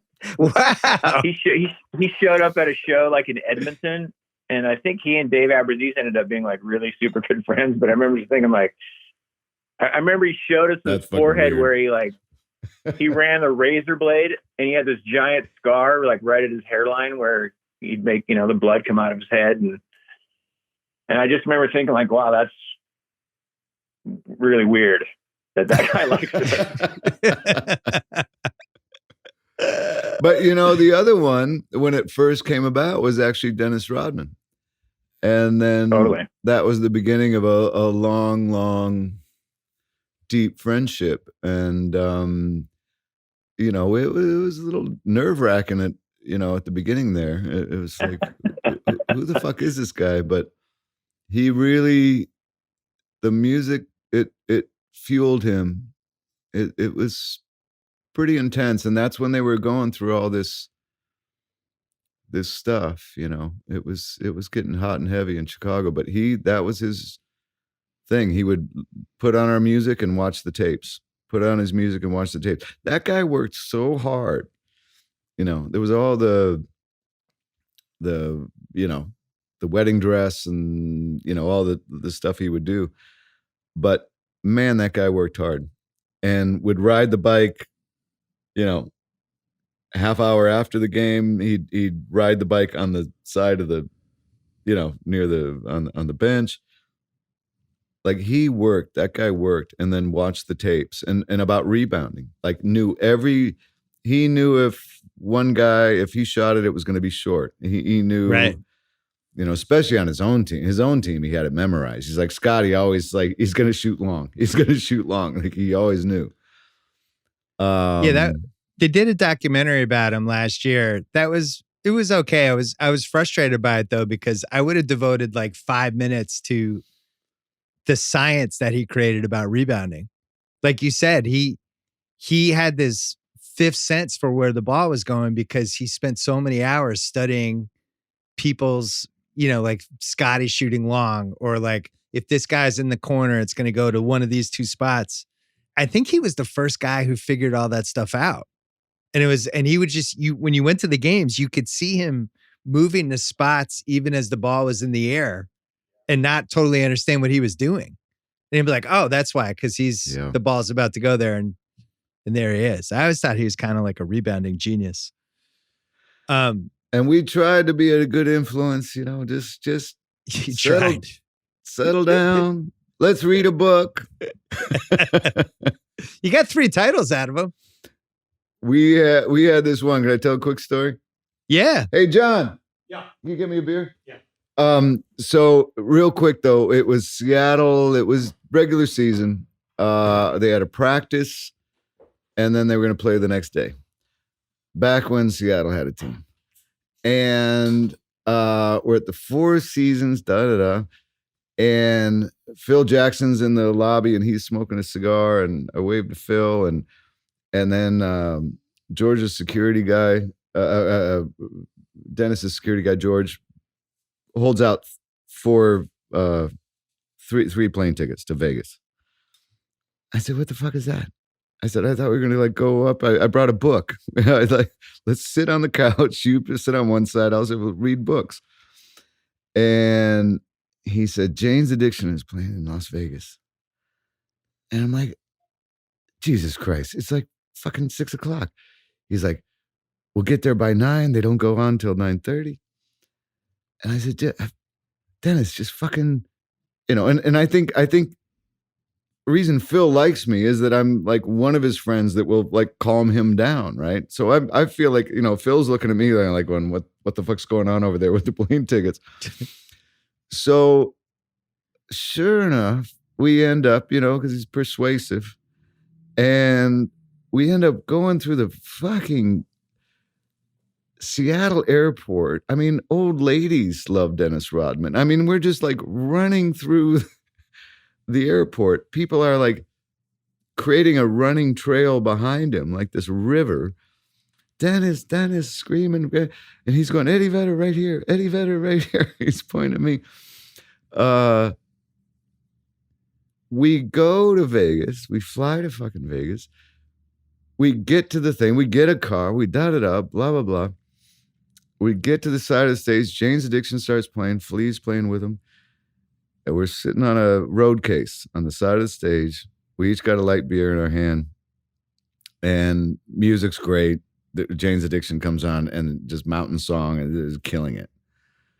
And Dennis looks over and he goes, "This is relaxing, right?"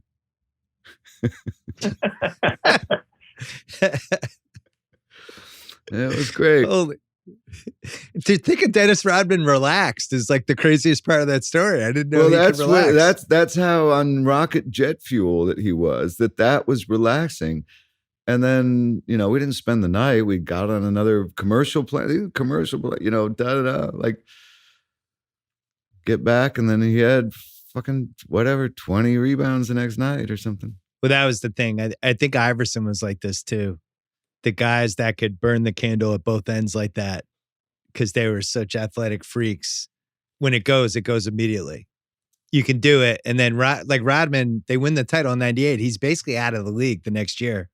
Iverson went from was second team All NBA or something. In 2 years, he's done. Because at some point you can't be up 19, 20, 21 hours a day going wherever and then play basketball. Like your body's not going to hold up. Even Jordan, the Jordan story is like him. He just didn't sleep and he would play like 36 holes of golf and then play in the finals and stuff like that. Those people are just wired differently. Although some would say that you guys, the amount of 2.5 hour to 3 hour concerts you've put in over the years is you have to be at least somewhat of an athletic freak, right? The 30 years of concerts. Well, I think Jeff and I had a conversation, didn't we, about like, it's good that we're in this group, right? Because it makes us stay in shape. We have to. The good thing about being in this group, you got to be in shape. So, yeah. Well, they said Mick Jagger was always the first one who figured that out, right? Like he was always staying in shape, and during an era when nobody even knew that you were supposed to do that, and then he would go out and do his thing, and now he's still doing it. I think Tina Turner taught him. Oh, there you go. Yeah. Right. Wait, before we go, I have to tell you guys one story.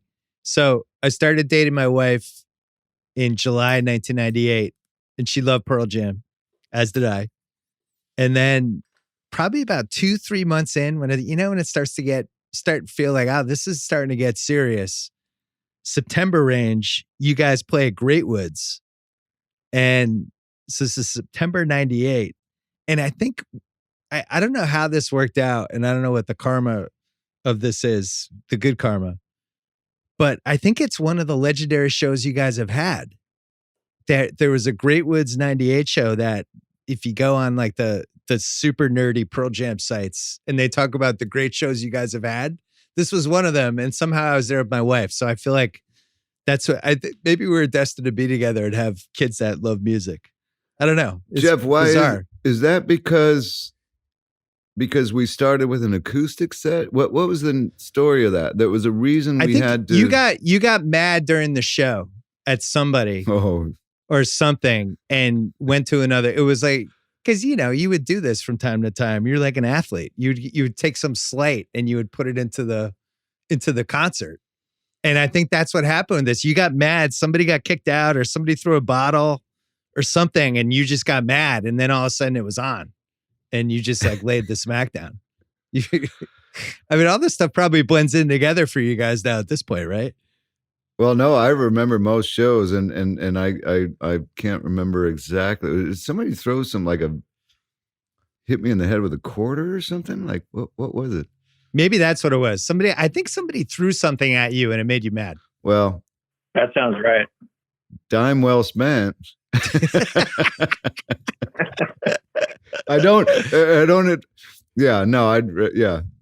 me off with the sign. Don't do that again. People listening, don't. I'll deliver. You don't need to. I'm going to come through. Don't worry. All right. Well, I would Bill, love to do. Great talking to you. I'm talking over you. I'm sorry. You've interviewed William Goldman, one of my heroes. Oh yeah, that's my guy. You talked about Bill Russell. You were out here in Seattle talking to him. That was so powerful.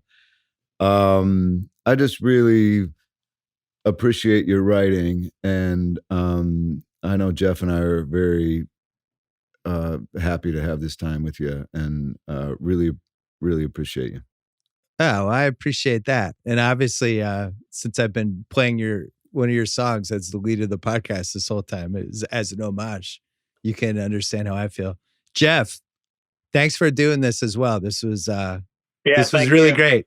By the way, it's really hard to do these with 3 people in 3 different locations, but I thought we did a half decent job. It would have been better in person, but I still enjoyed it. So thanks, guys. Good luck with the new album, and can't wait to see you when you finally get to tour.